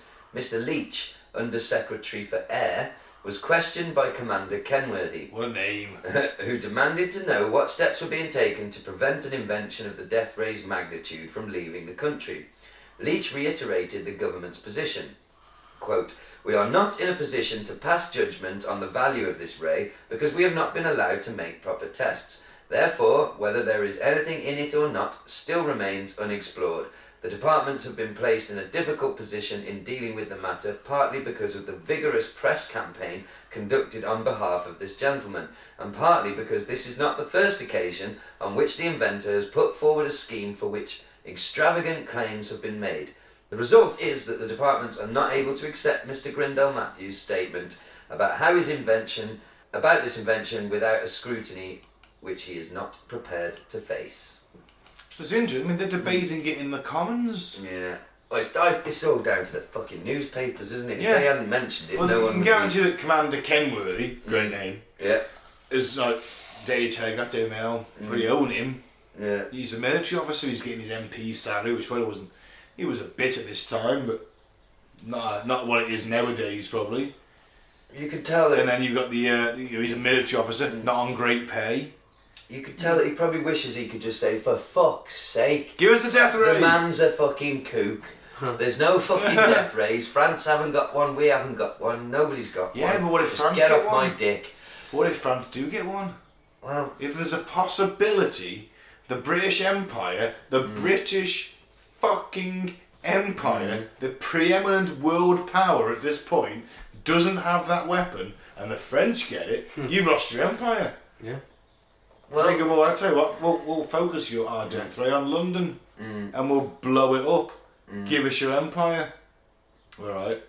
What can you do? We haven't got it, we've got no What would counter. happen just one morning, you just have all these like planes come over and just obliterate our fleet. Yeah. All of a sudden, we've got no fleet left. Yeah. They've all been.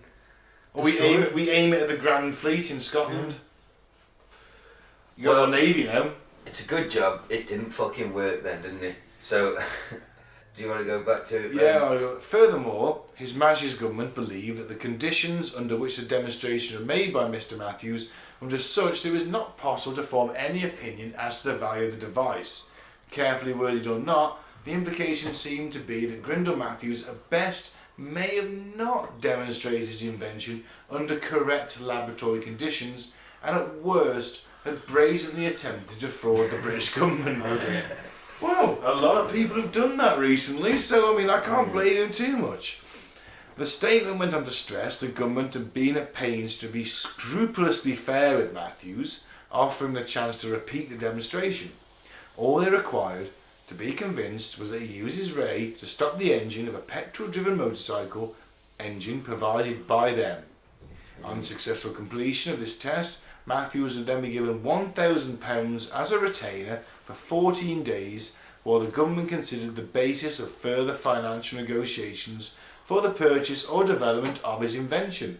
As yet, the government didn't even want to know how the ray worked, just for it to be demonstrated to their satisfaction using their own laboratory conditions.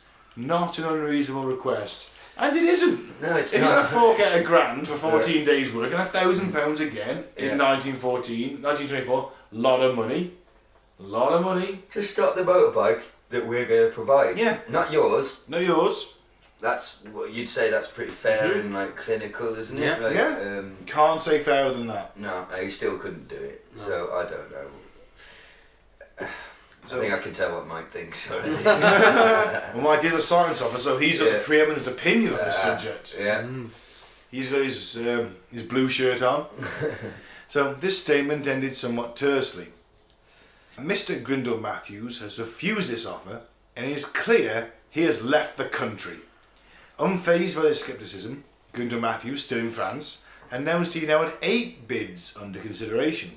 Charles Dick of the British consulate in Paris met with Matthews. Dick had investigated Matthews' French backer Eugene Royer and found him to be untrustworthy and on the point of bankruptcy. Matthews seemed unconcerned with the news, happy to work for Royer, seemingly to spite the British government for daring to ask the most vulgar of displays. Proof. Dick's subsequent letter to the Air Ministry contained a stark character sketch of Matthews, observing, quote, "It would certainly be advisable to recommend the very greatest caution in dealing with Mr. Matthews, if he is in any way connected with Royer. If such a connection comes about after that warning I gave Mr. Matthews, I should feel obliged to consider that the latter was unworthy of confidence as the former." So they're both scumbags. If he works with him, they're both scumbags. Yeah. It's just not a good look, is it? Like, you know, you're obviously not considering the, you know, shouldn't he want the British government to have it, because he is British? You would think that. But no, he wants the fucking money. Well, an Air Ministry official summed up the problem succinctly, saying this invention is either worth a large sum of money or it's worth nothing. No inventor could reasonably expect the government to pay a large sum of money for a patent until it had been fully tested if the invention fulfills all that is claimed for it. The inventor has nothing to fear from official sources. well, he does, because they're going to find out his invention's bollocks and doesn't fucking work and has absolutely no potential, and he really shouldn't have been given that 25 grand back in the day. Apparently he spent all of it on expensive hotel rooms. Yes, he did. Oh, the guy must have had, because when he goes and lives on the fucking hill in Wales, well, on a mountain top in Wales, in Clydach, quite an isolated area, his laboratory has its own private runway. Yeah, he's a fly-in. Yeah, you've got to have some serious capital to be able to build that for yourself. Starts backtracking now, doesn't he? Yeah. The 1st of June 1924 saw Matthews return to London, and he was angry. Ooh. In an interview with the Sunday Express, he defended his life's work, even to the point of raging at those who referred to his notorious invention as a ray. It was, he claimed, a beam, not a ray. It's a death beam, damn it. Beam. Death Right. beam. Right. Although quite what the difference was, he failed to say. Matthews still believed he had a deal with Royer and was insistent his death ray was all packed and ready to ship for France for further I development. don't think they're going to call his bluff, are they? Well, they are going to call his bluff, should I say? Yeah. Once again, the press took up Matthews' cause and allowed him space to rail against all those who doubted him. In response to Lord Birkenhead, who had written the Times criticising his ray, Matthews argued that it was this attitude which had lost Britain the advantage in many other areas of warfare, such as aeronautics and torpedo development. Despite all the talks of ideas and possibilities, as yet few people outside Grindell Matthews' intimate circle had actually seen his death ray apparatus. This was rectified in the summer of 1924 with the release of the film The Death Ray, made by Pathé, who are still going now. Yeah, you see them Pathé prop up at the Star Films, Pathé Films. The 25-minute film was basically a drama documentary, an advertisement for Harry Grindell Matthews and all his works. From an entertainment perspective, the film made great viewing, coming as it did in the wake of the massive publicity given the death ray furore. Yet, there was no evidence the subject matter of the film had any basis in reality. Stills show fantastic apparatus, claimed to be the death ray, but which bear no relation to the small Heath Robinson-like machine demonstrated to the government weeks earlier. Poetic license was clearly at work, and a Heath Robinson is a small generator. Okay. Little diesel-powered generator they used to use in the war between wars. Right. And in the Second World War, in war work, people would do war work, making little bits for engines in their basements. Okay. And you could have a Heath Robinson generator, diesel-powered, keep the lights on for you, power your tools, that kind of thing. That's it. The death ray, in which Mr. Grindell Matthews is shown pulling levers as a machine, a rat is shown falling dead in its cage, a bicycle stopping, and aeroplanes galore falling down in flames in the sky. From the scientific point of view, that is not to say as a proof that it was the ray that killed the rat. I do not suppose that. The death ray is intended to be regarded as of any value at all. One does not for a moment disbelieve Mr. Grindell Matthews. At the same time, a film which could have been so obviously faked leaves one simply with the same amount of information as the one had before, save perhaps as to the shape of the machine, which is sort of searchlight with 3 megaphone-like ears attached to it. There remains, however, the remarkable personality of Mr. Grindell Matthews himself. One cannot help being at least bewildered by the psychology of a scientist who can enter into the spirit of a piece of mummery like this. If you're a mummer, you're a faker. Right. Which is so completely, that is so quite clear he was acting for all he was worth. In view of his many experiments, it can evidently have been no great emotional strain to Mr. Grindell Matthews to pull a lever with the intention of doing nothing worse than stopping a bicycle wheel. Yet he pulls that lever with as much impressive gravity as if he were about some operation upon which life and death depended. Yeah. It's interesting. I mean, has he got it? Hasn't he got it? Yeah, it's just fucking. People are willing to pay money, but is it off you if you just demonstrate it in advance? But is it just he's just really press savvy? And let's face it, journalists are as dumb as fuck now as they were back in 1924. They'll jump on anything to sell papers. I mean, look at the weird news we have. Yeah. Oh, he definitely used the press. Weren't Russia developing a death ray about fucking 18 months ago when we started doing this? Well, it said in the article itself that like if it wasn't for the press, the government wouldn't have. They would have just ignored it. They were forced to act because the fucking if the press is talking about this death ray constantly, well then the public is concerned, and obviously we don't want it to be seen to be allowed to go to France, but. Did he have it, didn't he? Well, you can't say the French, you can't say the Americans, you can't say the fucking Germans. No. you can't say the Italians. The British Empire is the preeminent empire on the planet, and in 1924, that's where we're going to stay. We are the boys, or certainly we had that illusion of power. Well, I think before we get into whether or not what we think about the existence or non-existence of the death ray, do you want to go through, because it says there, because the guy did invent some stuff. Oh yeah. The walkie-talkie thing probably did work. Yeah. So the saga of the death ray ends. Matthews never managed to successfully demonstrate his invention to anyone's satisfaction.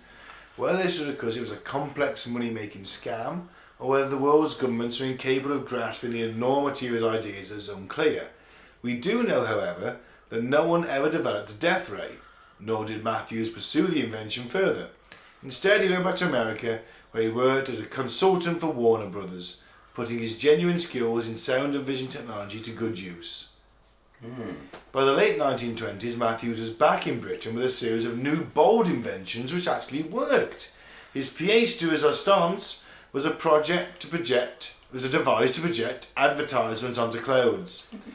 On Christmas Eve 1930, he stunned London by projecting the image of an angel onto clothes above Hampstead Heath. The apparition was so realistic that people miles away apparently fell to their knees in worship, believing the second coming was at hand. He followed this with demonstrations in New York, where he projected the Stars and Stripes 10,000 feet, which is 3,000 metres, above the city. That's pretty The invention clearly worked. Yeah, it's fucking amazing. It's the bat signal. Yeah, that's where he got, literally, Bob Kane got the idea from, apparently. This invention clearly worked, yet once again Matthews was beset by problems. Although the invention could have revolutionised the emerging advertising industry, no one seemed interested. That seems crazy to me. Yeah. Seems like a very big missed opportunity. Look at the start of, if you read the first book of Red Dwarf, the book, the novelisation. The Coke Wars. The Coke Wars, where the Nova 5 with Crichton and the crew is sent to basically detonate certain stars to spell out... Was it Coca-Cola? Coke, I think. Drink Coke. Drink Coke or something like in that. the night sky above Earth for 50 years. Yeah. Winning the advertising wars immediately. You'd think, because they slap adverts on everything that's a flat surface, it seems like a missed trick to me. Maybe there's something to, maybe... I suppose you might dazzle airplanes. Yeah, I was just thinking maybe there's a reason. Actually, at 10,000 feet, maybe it affects... a 1924 airliner. Well, maybe it all depends on maybe if the clouds aren't quite right, it doesn't, you know... Oh, you got to have a cloudy night. Yeah. Oh, there must be a reason. If they could have made money from it, advertisers, I'm pretty sure they'd have been on it by now. Yeah. So what happens? Well, the invention clearly worked. Yet once again, Matthews was beset by problems. Basically, although the invention could have revolutionised the emerging advertising industry, no one seemed interested. Matthews had little time to reflect on this new failure as darker clouds were gathering. And in 1931 he faced bankruptcy. His bankruptcy papers made quite interesting reading. The question, what is your full name? Answer, Harry Grindell. Grindell Matthews, it seems, wasn't even his real name. The bankruptcy inquiry laid bare his financial and personal affairs, reducing his claims and inventions to mere transactions in a ledger, book, profit and loss. The papers reveal a series of loans and investments made to Matthews, none of which made money, which led him to live in hotels and luxury rented accommodation where he developed his various inventions. Undeterred, Matthews bounced back from bankruptcy, and by 1934 he had raised sufficient funds for a new generation of financial backers to relocate to South Wales. There he became a semi-recluse, building a fortified laboratory with its own private airfield on the summit of Tor Cloud near Swansea. He soon became the subject of local lore and legend, with the police arriving in response to claims that his rays were causing illness among the local population. Other stories spread that car engines would stop if they drove too near Matthews' mountain fastness. Do you know what amazing? He's got a super... And did he succeed in the end? He's built a supervillain lair on top of a mountain in Wales with its own private airstrip. Yeah. For a quick escape, no doubt, or to sell the idea to France. Well, yeah. I did hear on one of the things I listened to about him that he was interviewing villagers and stuff, that they did find what they believed to be a German parachute discarded in the grounds of his laboratory. How did you find a German parachute? I don't know. I was thinking, like, you know, in that Bond film where he jumps off a cliff. Oh yeah, it's got the flag. And the Union Jack. But is there not... I think was it every German parachute have a Nazi flag on it? Have a swastika on the red background. Is there not some way of just saying... German parachute that. Can't lock them. Is it not just say, like, made in Germany on the label? Maybe, yeah. Yeah, possibly. Marder in Deutschland. Either way. Mit Pride. Or owned by Helmut. Helmut's Reserve. Yeah. Somebody in the village, the story is that, so they found a parachute that they think's German for some reason. So did somebody in Germany send a spy to find out if the death ray was real or not? It's a possibility. Or if he had anything useful? Because it would be a fairly easy place, I would imagine.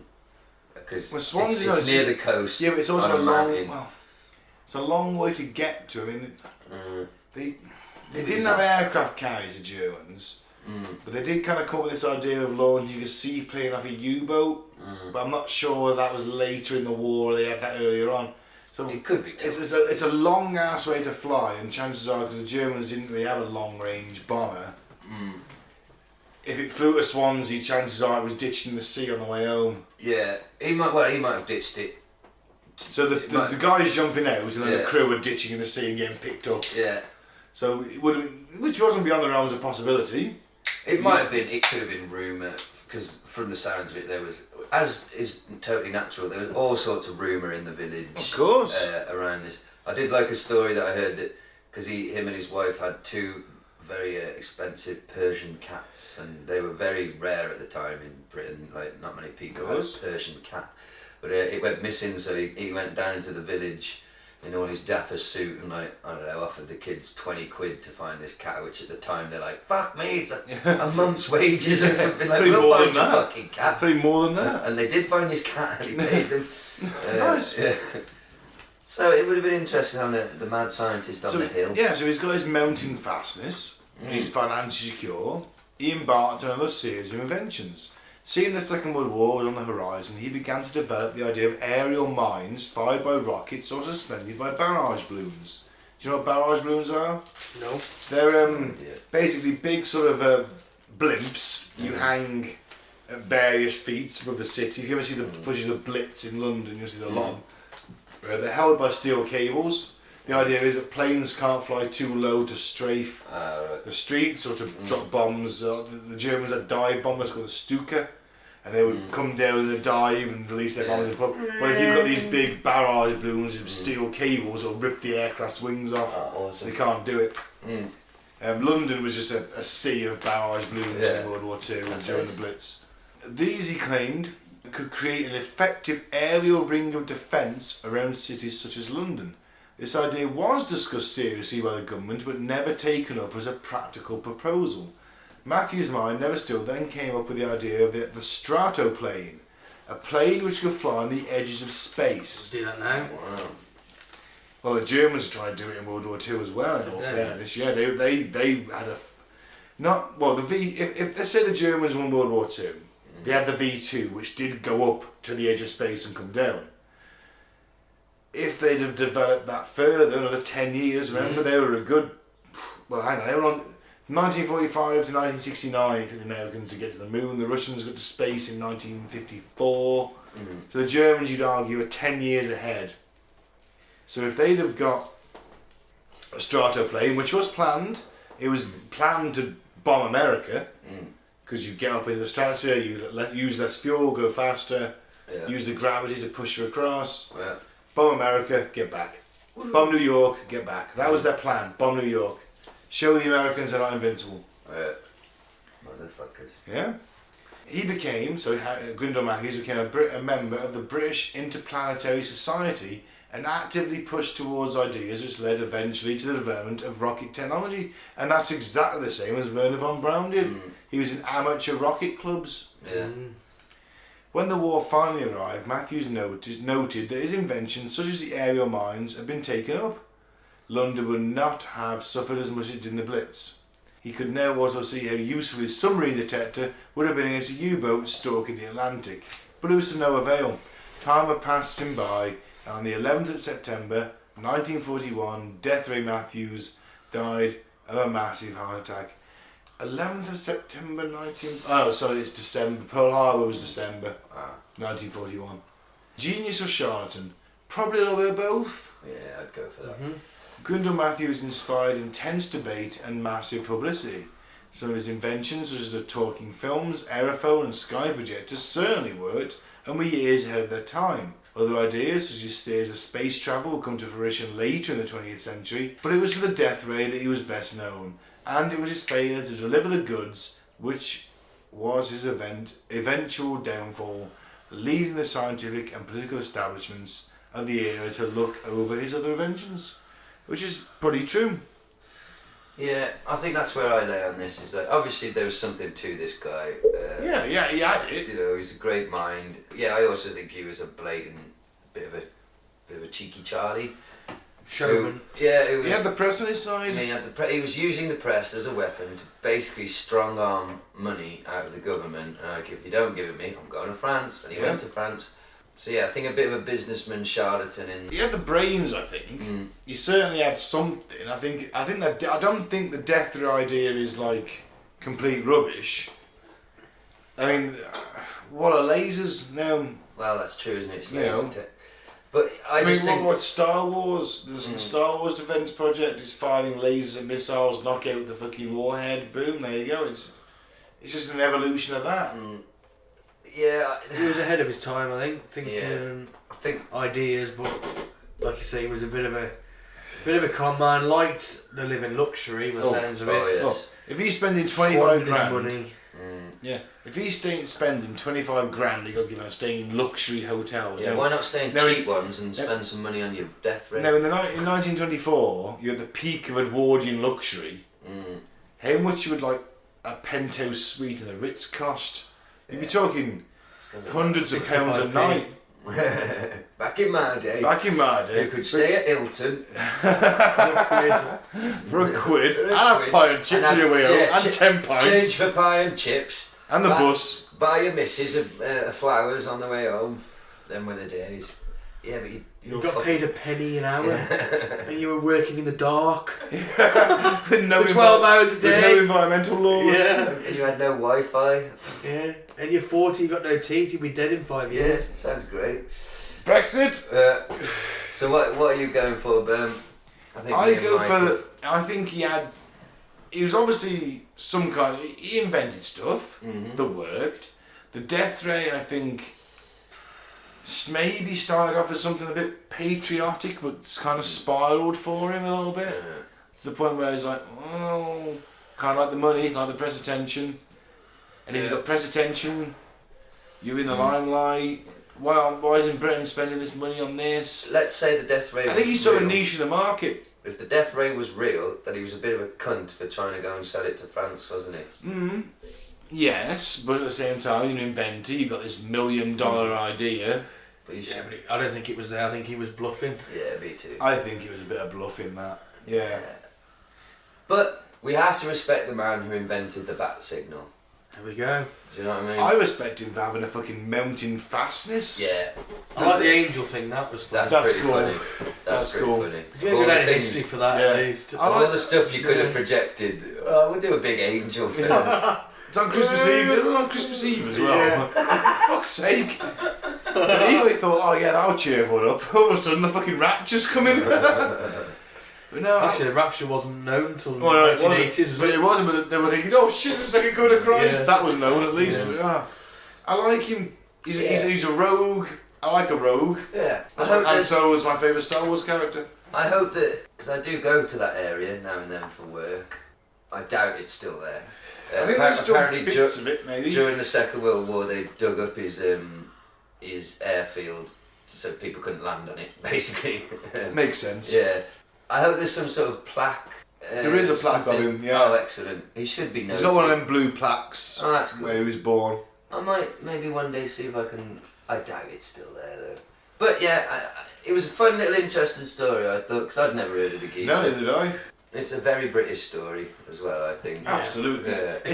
Eccentric inventors. Yeah. You gotta love an eccentric inventor. Yeah, definitely. And there's pictures of him if you Google him, listener, looking very comic booky with goggles on his head. You know what I mean? Like, bit like Doc Brown. Yeah, he literally Younger Doc Brown. He ends up going to buy plutonium off terrorists. Oh yeah, well even I'll agree with that. I hate fucking films. Yeah, he was a Doc Brown of his generation. He was. Well, I think that's Mr. Harry Grindell Matthews. Yeah. You can see the whole thing's on YouTube, listener, if you want that Pathé film that we talked about earlier. I didn't make it all the way through. It's only 8 minutes, but it's an interesting document of the time. Sort of. Just searchlight with 3 microphones, 3 megaphones stuck to the side with a death ray. Well, good on him. God loves a trier, as they say. Well, so let's finish off on. Let's not finish off, but let's look at some weird news to end, and then we'll do a bit of Full Alex. The best game show. Until Alex is proven a nonce, or not proven a nonce. Oh no. Well, I've heard nothing this week, so I'm assuming it's run its course. Maybe. Let's get the boys' views on this week's weird news. Alright, okay, I'll do the first bit of weird news, guys. Oh, sorry, mate. I was just looking if there's any Alex Jones news that we should be aware of before we record. Good idea. Following our recent Chernobyl episodes, we've got a bit of a supernatural Chernobyl story. Ooh. Chernobyl staff saw a famous Moth-Man flying over the reactor just before a deadly explosion. In the days leading up to the Chernobyl disaster, several of the workers in the control room of the nuclear power plant in northern Ukraine claimed to have seen the creature known as the Black Bird of Chernobyl. The supernatural creature they described as having a striking resemblance to Moth-Man is said to have risen above the horizon of Chernobyl and Pripyat before the explosion. Those unlucky enough to see the creature were said to be plagued with terrifying dreams and threatening phone calls. Hey, it's me, the Moth-Man. I'm Moth-Man. And he's hanging up. I love that the Moth-Man does crank calls. Hey, your reactor's gonna blow. So hang on, I'm Moth-Man. let's extrapolate this out, right? The Moth-Man's flying over, he sees someone spot him. The Moth-Man's then got to make note of where that person lives. He's got to go to a local records office or something. He's got to look up... go to a phone box. Yeah, he's got to find their address, find them. He's got to squeeze himself into a fucking phone box. Yeah, it's huge. What I'm saying is he's got to do some secretary kind of, some legwork. There's some... I'd imagine the Moth-Man has full admin staff. Okay, so just get me that person's name and a phone. Hey, I've known about a nuclear reactor today. Give me your numbers in Pripyat. I don't know reflecting phone calls. Hello, it's me. Hello, it's me, the Moth-Man. I can't believe you saw me the other day. I like to think he's Keystone, okay? I like to think he's Michael Keaton's Batman. I'm Moth-Man. Tell all your friends about... No, wait, don't tell all your friends. Shut up. You called me. Shut up. Some believe the Blackbird of Chernobyl was a form of the creature known as Moth-Man, whose presence only ever meant one thing: a catastrophic event would soon follow. And let's face it, there wasn't much more fucking catastrophic than that, was there? He can't get much more. He got a bridge collapse in America. In Ukraine, he blew up a fucking reactor. Yeah. He wants to sort his fucking issues out. So the Moth-Man legend is a cryptid that lives in the area of Mount Pleasant in West Virginia. It's described as being a human-bird hybrid, larger than a normal man, with a wingspan of 10 feet. Yeah, try fitting that in a Soviet phone box. Grey in colour with red glowing eyes. The Moth-Man was seen during a period of November 1966 to December 1967, culminating in the collapse of the Silver Bridge, a disaster that killed 46 people. So his numbers are similar, according to the Soviet death toll. Last month marked 33 years since the Chernobyl tragedy, and it seems the further time moves away from the event, the stories, folklore and legends continue to captivate and grow. Archaeologist Robert Maxwell, who has completed 2 field excursions at the exclusion zone, told news.com.au that the legend of the Blackbird of Chernobyl was something he heard about when he was there. Must be true then. Well, it must be. The legend states in the days leading up to April 26th, 1986, that a supernatural creature was sighted in the sky over Chernobyl by many of the men in the control room. They also claimed to have seen this terrifying creature just before the explosion. Maxwell said, and I guarantee Dyatlov went, "There's no creature! Stop procrastinating! You're incompetent! I don't believe it!" As it rips at his spine. Yeah, he's on the floor, like, spineless and twitching. I don't believe you!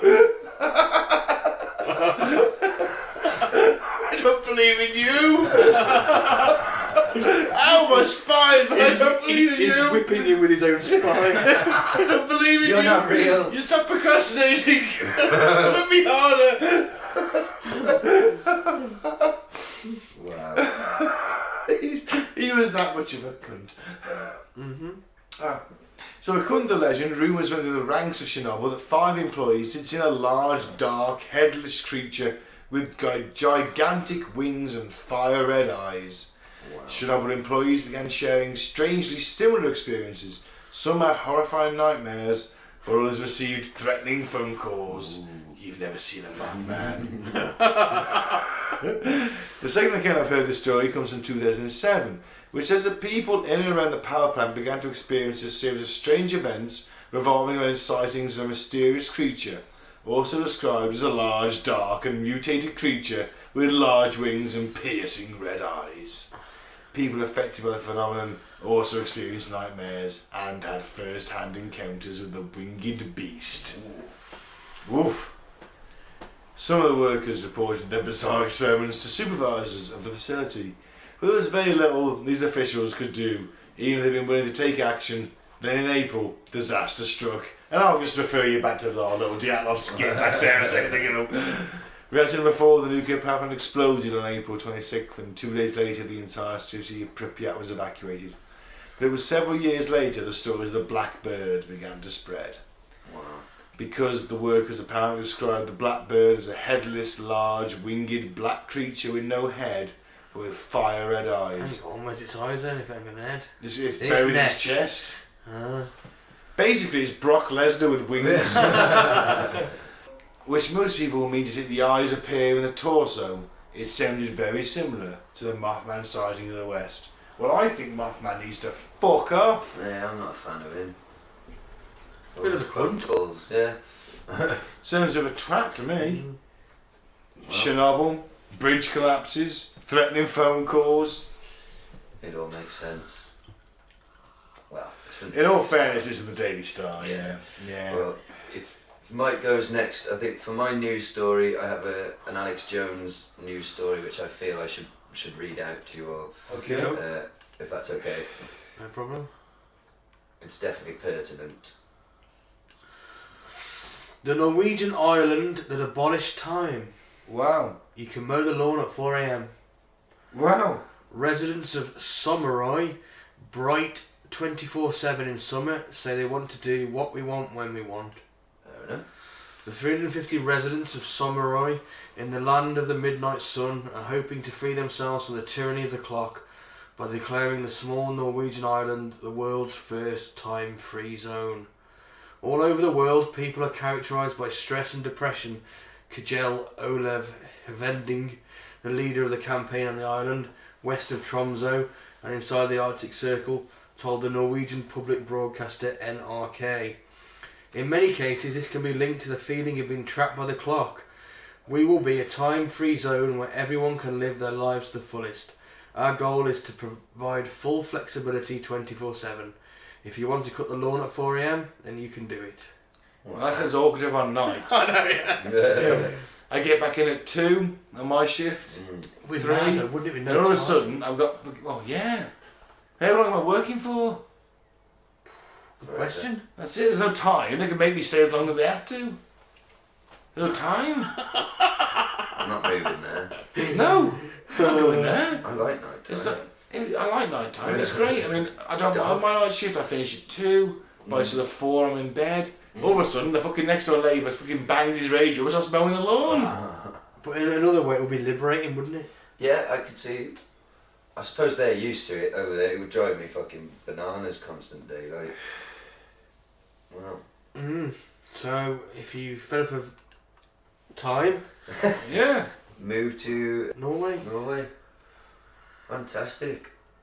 Well, I'm not down for it. I've got, this is from CNN.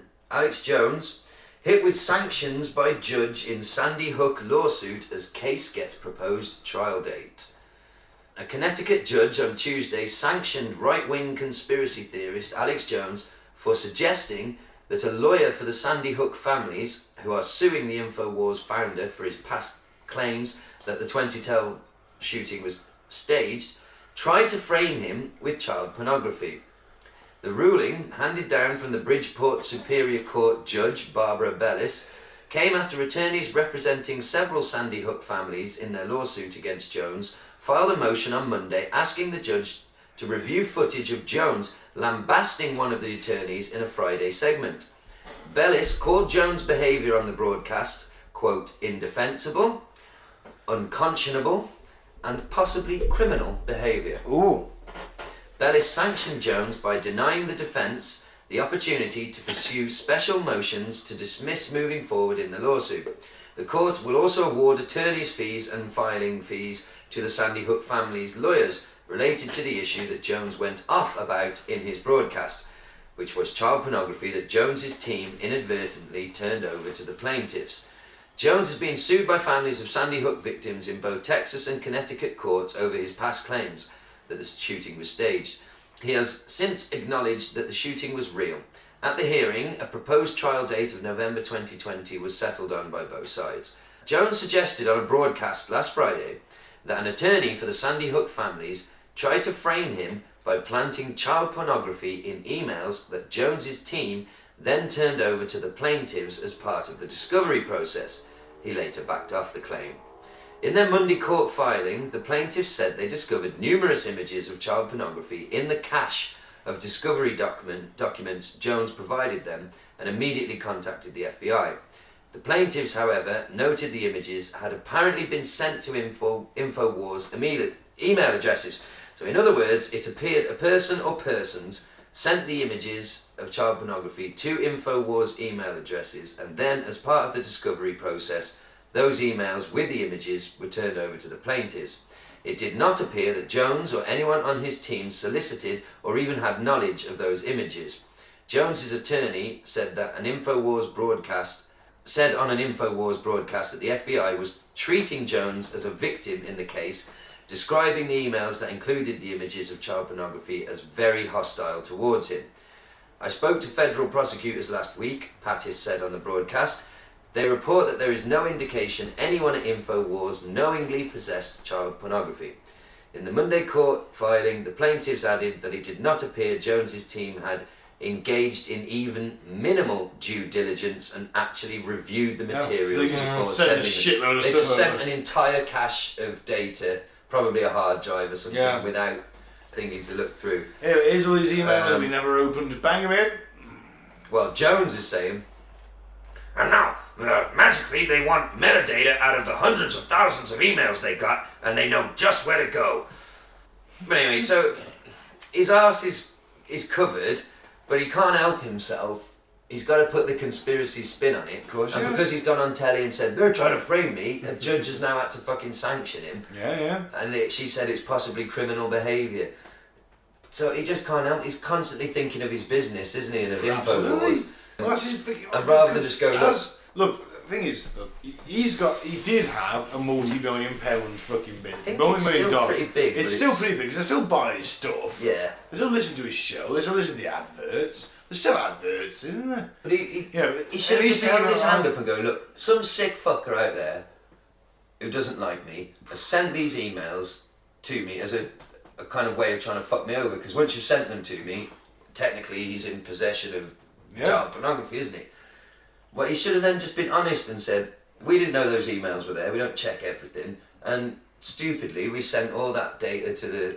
We should have looked through what was on there, we should have, we fucked up. Well, that's my legal team. But instead he's tried spinning it like, they're trying to frame me! And now he's possibly in even more trouble than he's already. But if they'd have taken him down, tried to take him down at his peak, he'd have had a better legal team. Very true. Well, he's probably running on cheap now, isn't he? He's trying to get the best he can for the money. Because, yes, he's still raking a lot of cash, but it's not what he was raking in by a long shot. I mean, Alex has got to be, what, 100 millionaire?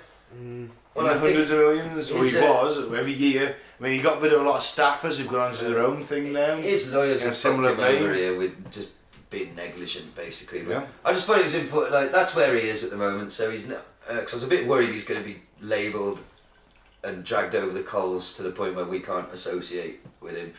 But it doesn't seem that way. It's fairly obvious what's happened. He's just not fucking helping himself with the... Everything's a fucking conspiracy, isn't it? Of course. Well, so he sells his show. The lawyers are trying to frame me. No, your lawyers suck at their fucking job, Alex, and shit, didn't mate. check what they were sending. Your lawyers are shit. Okay, so, Full Alex, the game show. Mike finds us a couple of random weirdos on the net. He pits them against the arch saint of insanity himself, Alex Jones. And at this point, not a pedo. So, we decide who's gone more batshit insane. Yeah. So, let's see who goes first. Remember to tell them, Ben, it's okay. Oh, it's okay to go a little bit Alex. Yeah. A quarter Alex, half Alex, 3/4 Alex on a train. but never full Alex. Never go full Never go full Alex. Were you trying to get crazy with this, eh? Don't you know I'm loco?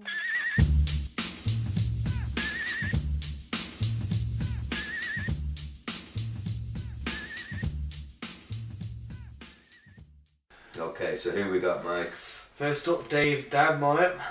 Oh, Coach. Coach Oh, Dave. is it- Oh, he's a prick. Let's see what he's got to say. He says that it's sexual abuse for women to lead on men.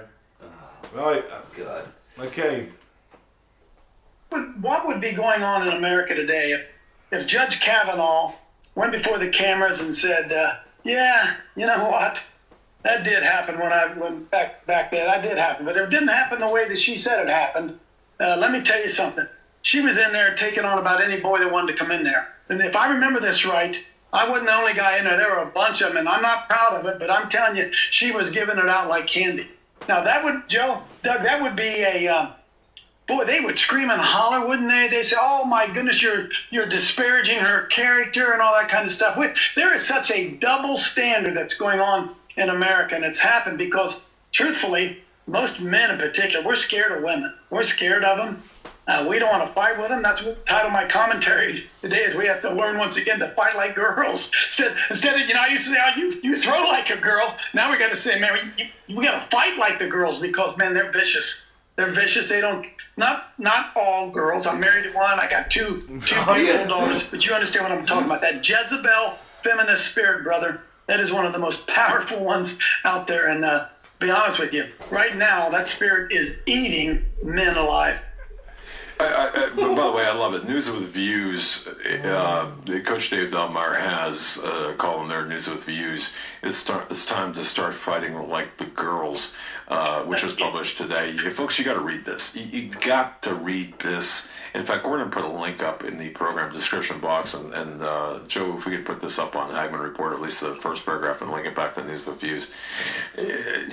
Brilliant article. Because see, the girls want to be equal, don't they, Joe? Doug, Yeah. They want to be equal. They don't really want to be equal.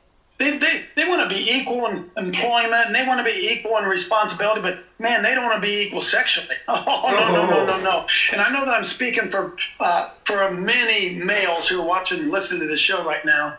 How about all the time that when you were a teenage girl and some girl got you, boy, she just led you on, then all of a sudden pulled the plug. Every guy that has blood flowing through his body had that happen. Isn't that sexual abuse as well? Well, if in this game of sex, back and forth, men and women equal, I don't get it anymore. How only men can be the aggressor, only men can be the offenders. No, brothers, we got to stand up. We got to say, this doesn't flush. We're not going to let this happen. We're not going to live by this double standard. I'm going to say Dave got knocked back a lot when he was a teenager. Yeah. That's probably what you could do. Take from that, yeah. Got knocked back a lot, maybe till he met his wife. Maybe he was... Well, he suffered a lot of blue balls when he was young. I think he did. I think he did. Oh, man. Then again, being a devout Christian, I'll guarantee he's probably a chronic masturbator as well. Because it's bigger the front, bigger the back. Just showed a large misunderstanding of, how things work. They want equal rights, but they fuck better. Or they fuck more, or they don't want to fuck. I mean, we've They all want equal rights. true of all of that, where we've been led on by a girl. Of course, we've all had that in our teenage years. Some women have It's done hardly some... sexual abuse, No, is it? no. Some women... It's totally different to me raping her. You know what I mean? No, because if they say no, us being all three good-natured males here, we go, okay, Yeah. there you go. Well, some women have done some quite horrific things to me over the years, but I blame it on them as a human being. It's not like, because she was a woman, and so they must all be... No, there's a massive variation that in way humans. leads to serial killing. Yeah. And I think that's the issue here. I think Coach Steve could be a serial killer. It's all about hate. Coach Dave's just got some serious resentment towards women because, like you say, he's been knocked back, he's been embarrassed. He didn't pop his cherry until he was getting married. But you'd think if he's a married man, did he say he's got daughters? Yes, yeah. So you're a married man with daughters, and these are your attitudes towards women. What did he call it? The feminist Jezebel spirit. Yeah. Well, I pity your daughters. I really do. Oh, they're probably teenage exorcists. They'll be on Oh, they Smack. will be. They'll be on Smack one day. Well, fuck that guy. Who's next? Next up, Jim Baker or Backer. I don't know Jim how you Backer. pronounce it. No, we'll go with Jim Backer. Says that Christians must pray for Trump because, quote, we're so close to the Bible being illegal. Right. This is a returning favourite of ours, so let's see what he's got to say. The thing is, though, the Bible's not close to being legal. No, but it is in his mind. Let's And hear. all those other... It's fearmonger, isn't it? It's just fearmonger. Let's hear his justifications. We just had a whole day of prayer for President Trump. Now, I believe God's going to answer that prayer. I do too. How do you Say pray that. for President Trump and his family? Well, I pray every day for them. So do I pray every day. I think a lot of believers do. Yes. The Bible commands us to do that. Yes. I pray that God will give him wisdom, that the spirit of wisdom and might will be upon him from Ephesians 1. I pray for his protection. Amen. I pray for peace for him. I pray that God will give his mind peace. Can you imagine? No, I really can't. The onslaught. What? I know you're going. Oh, sorry. No, please No, do. really. Please do. What this man's going through. Please do. Not one. It's supernatural what Yeah. he's taking. Yeah. It really is. Yeah. How he is I'm gonna say standing it. and how he Yeah. just keeps I'd fuck railing it. back. Yeah. Incredible. And He people- listens to Maybe. godly counsel too. Yes, he does. I mean, more. He We have, believes in you know, it. we have like you probably some kind of inside yes. information on things that are going She could on. be showing work, I And- can't tell. You know, we always kind of hold up some of the former Republican presidents. You know, Right, like Reagan. yeah, and he far surpasses most of them in terms of the godly counsel he has around him that he listens to. You would never think it. When he first started running for office, who would have ever thought that we would have a president who would so surround himself with godly counsel? We would never. And so How- there's a how do you blessing that explain comes from that. The controversial Let's see if he believes in president, that. Trump, who uses language that we don't like sometimes. But we're seeing him become more and more godly. Yeah. You know, we're seeing him like Bible reading back in school. That's right. Come on. That's right. Bible reading back in school. Is that your best and prayer. argument? All the things Come on. that the church has been it's stolen from the church, he's wanting to restore. Yeah. Yeah. He wants to restore the dignity and power to the church. Yeah. And not take the Bible away. Right. We're so close. They don't get this. But we're so close to the Bible being illegal. Yeah.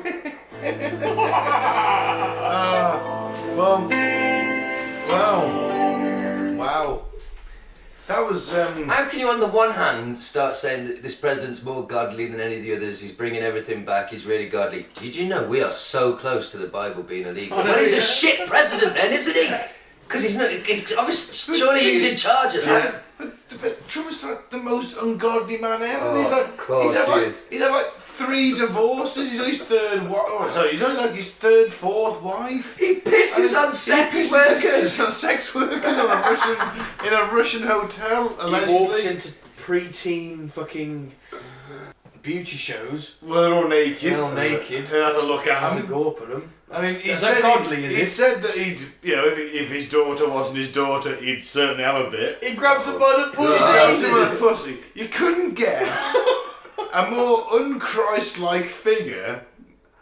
Nobody is more religious than me. Nobody. But because he does their bidding, because he knows they're a massive part of his base. And the worst part of this is, though, let's all forget. That's why he changed Jerusalem Forget to Trump. be the capital of Israel. Forget Trump. Trump's not the fucking issue. He's an idiot. Yeah. It's Pence you got to fucking watch. He's the guy that Trump doesn't believe this shit. He's just the guy that he's like, well, these are my power base. Fuck it. That's why I've got Pence as VP. Pence is an ideologue and Trump isn't. He hasn't got any ideas in his head at all. Trump's just after a bit of fucking cash. Dear God, it's me, Donald. Please, let me grab him by the pussy. Amen. Thank you. By the way, I'm better than you. It's just so... The Bible, we're so close to the Bible becoming illegal. No, you fucking Absolute not. bollocks, fear-mongering shite. Oh man, he's winning it at the minute. Unless Alex is going to pull something Let's out of the see fucking what bag. Alex has It's- got it's, to it's, say. it's not even on insanity, it's just on pure bullshit. My bullshit-o-meter is redlining. Oh yes. It's like them 3.99 readings from Chernobyl. Because the scale only went up that far. My scale only got so far. Alex, you never He's know. redlining it. He might fucking blow your entire meter up. Let's see He what might happens. Alex Jones is dressed as the Joker in a special broadcast. Oh wow. Wow. This isn't insane, is it? No. Oh. He's a shit Joker as well. A fat Joker.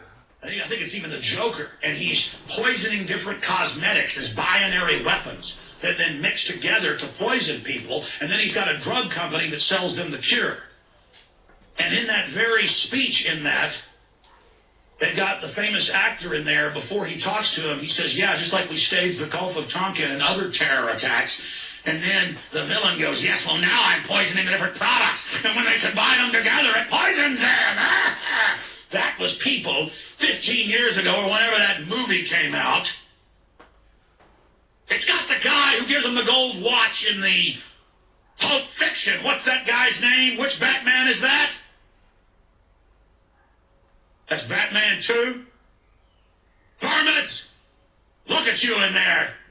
Go find out which one that is and give me the name. God, he's a shit Christopher Joker. Walken, it's that one. He talks about the Gulf of Tonkin. Now they're poisoning the food and water. They love letting you know. The Jokers love a little inside joke. They enjoy it so much. It's so good. You will be cowards and lie to yourselves and decide that this isn't real.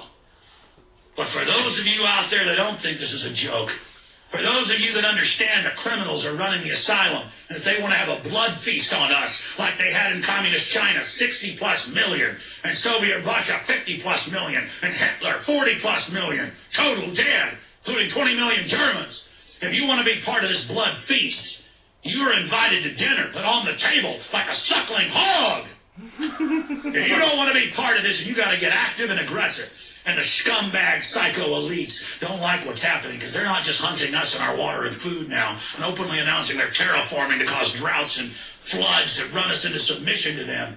They're now getting scared because all over the world, from China to France to England, from Canada to the United States, finally the drugged out, brainwashed masses are going to every town hall, Republican and Democrat, and shouting them down, and Obama's goons, his thugs, his Joker crew are beating them up and screaming the N-word as they beat up blacks that don't serve Obama, the eugenics master. And the people are rising up and saying, no, the United States is on the verge of peaceful revolution. And so the elites are going to try to... Why do you think they geared up this giant police state and this giant grid? Why do you think they're going to use the staged flu outbreak as a pretext to bring in martial law and control if we don't get the word out and stop them? Oh, yes! Oh, it's your choice out there what you're going to do. It's your decision if you're going to be part of this. Get out there and get these flyers and get them out to everybody you know right now. Plaster them everywhere. We'll see how the New World Order and how the establishment likes that. And go out to every city council meeting. Don't just go to these congressman meetings. Go to city council where it's live on cable and live on TV. And go to public press conferences of the governors. And go to the mayor's press conferences. Look on their schedules. Show up everywhere. Don't let them put out their facade, their clown makeup, that everything's funny and okay when it's not. Don't let them sit there and run their scams. Go to all their events and peacefully, as your right, as free human beings, take over those events with truth and justice. There's more of us out there than there are these little bastard jokers. These little greedy bastards that want to control the whole future of society and destiny. Go to Infowars.com and click on the big banner and buy my shit. Now, as much as I love Joaquin Phoenix in that Joker trailer, and I do, I think that's going to be a fucking great film. Alex, for me, is definitely the best Joker in the fucking world. He's better than Jack Nicholson. He's better than Jack Nicholson, who is my personal favourite Joker. He's better than Heath Ledger, who's my favourite psychotic clown. And he's better than Joaquin Phoenix, who's about to become my new favourite. The society's crushed me to becoming this killer clown. I got really lost there. So did I. had somewhere in the middle. Thing is, bird flu, martial law. Look at this. Hitler. Right, we've got to stay focused. Bullshit baffles brains. Alex is bullshit. He's the master of it. Of course he is, but this is bullshit. He's dressed the Joker, so we've all got his attention on him because we all love the Joker. Well, I think Jim Bakker and his little crew there are more batshit insane. Alex is performing there. Yeah, but he's also... He's going insane, don't get me wrong. He's performing, but he's also writing the performance. Every word that he just spouted came from his own mind, and he made it up on the spot. I don't know, man. I don't think it's scripted. Some of it is. He's got keywords. This is why I'm always he's gonna have keywords at least. No, I think he is that good of a speaker. He knows where he's going in the show. He knows what he wants to talk about. But that rant there, that wasn't scripted. But It wasn't scripted. He's doing an entire skit as the Joker. But a script writer could sit down and try and write that and not come close. He is incredibly talented at being an orator and at just ranting. He's a demagogue. He never pauses and goes, He does. He just, well, no. Mate. Not often, but he does. Yeah, he fills his pauses with like flexing and grunting. The skill. Look at me, I'm looking at that. That's his fucking thing there. He's just turned, he's just looking, I'm going to start doing that. I'm a red-blooded American. Yeah, exactly, You take the piss out of him all you want. You cannot take away from the man's fucking skill. Is a skilled speaker. But my response to you, sir, is that if he didn't have the Joker makeup on, would you have taken that as seriously? I don't take anything ever so you know what I mean? His seriously. performance. But I think the makeup added to that. We're watching it, the listener isn't. But how many times have we watched? He does this for hours a day, just fucking verbal diarrhea. But so to get on track, my point is he wrote all of that. So although it might be a performance and an act, he's a fucking nut job for thinking that way and for being able to tie all those fucking loose ends together and make it all about basically selling his channel and his product. Yeah. But he's got it for me anyway this week. You're going Alex? I'm going Jim. I think Jim's at that. It's not just Jim, it's the entire insane panel with him who are just agreeing with his bullshit and brainwashing the masses, trying to take a cut of that money. With Jim, they're all vying for that cut. With Alex, he knows he's got it. They're trying to beat the crazy, whereas Alex has already got it. Well, if it's who's the most crazy, then I think it's got to be Jim Bakker. I actually believe some of the stuff he's talking about. But you know, that was the worst part there. Yeah. At some points, not all of it, but 3% of that. The poisoning of the food and the water. Yeah, exactly. We know that happens. Yeah, he was kind of making sense. Yeah. You're like, whoa, fuck. And they make us sick so they can make profit off us. We know that happens. Yeah, absolutely. You know? I mean, I don't agree with the whole big pharma scandal thing, but I do agree that we are fed foods that make us ill. Well, mainly because it's cheaper. They just put shit mainly in because there. food with salt and sugar will be fine. Yeah. Take the shit taste away. Make it taste nice, sell more. Yeah, well, absolutely. So there is part of me who actually believes what he says. Yeah, that was the worst part. But the fact that the Bible is so close to being illegal in America is bullshit. I call it bullshit. I call massive. I call elephant dung. That's what I call. I don't call bullshit. I call elephant dung. Right, like a Pokemon. Jim's got it. Let's wrap this bad boy up. You know, hold on to your Bible. Hold on to your Bible. It's going to be illegal soon. It's going to be illegal. Don't let them take it from you. And the fact that the woman said that Trump was more popular than Yes. Okay. It was the panel that I think won it for me as well as Jim. Yeah. Jim charged at the end with some insanity. Stonkers, but yeah, the panel won it for me as well. It was a little bit unfair because he's got like 4 people say the side of him and Alex is just there dressed in shit clown makeup. But yeah. Okay, well, I've been Ben. I'm going to say thanks for listening. Don't drink the Flavour Aid and don't join a cult. Especially Gaz's. Hey, but if you don't want to join my cult, what you could do instead is... Don't send any money. Go to YouTube and subscribe to Sewage Pipe Gaming and watch me play some incredibly shit games. Oh, you can do that, that's fine. Think of the shittest game you know, and I'm playing shitter ones, trust me. I've watched a few of them, they're very good. Cheers, Mr. Graviton? Mr. Gravitational. Mr. Gravitation. So fun. The robot shark. Oh, God. I actually watched a bit of Transformers 1986 last night. That's one of the good ones, actually. The movie. Oh, yeah, sorry, the movie. I wanted to show Mike hadn't seen it for years. I was like, we were watching random shit on YouTube. I was like, it's really good. Mike, we've got to watch the start. So I was like, I've got to see Optimus Battle Megatron. Yeah, it's awesome. I know that movie pretty much line for line. So yeah, Sewage Pipe Gaming, I'd really appreciate it. And also while you're there, the podcast has a band, Solar Warden. Go to Solar Warden Music, subscribe to that one as well, and that would be fucking lovely. And join my cult. Don't join his cult. I've been Gaz, Free Biff Tannen, and see you next week. I've been Mike, thanks for listening. Peace out. May the force be with you. Are you a Padawan still? No. Okay. I'm still saying the phrase.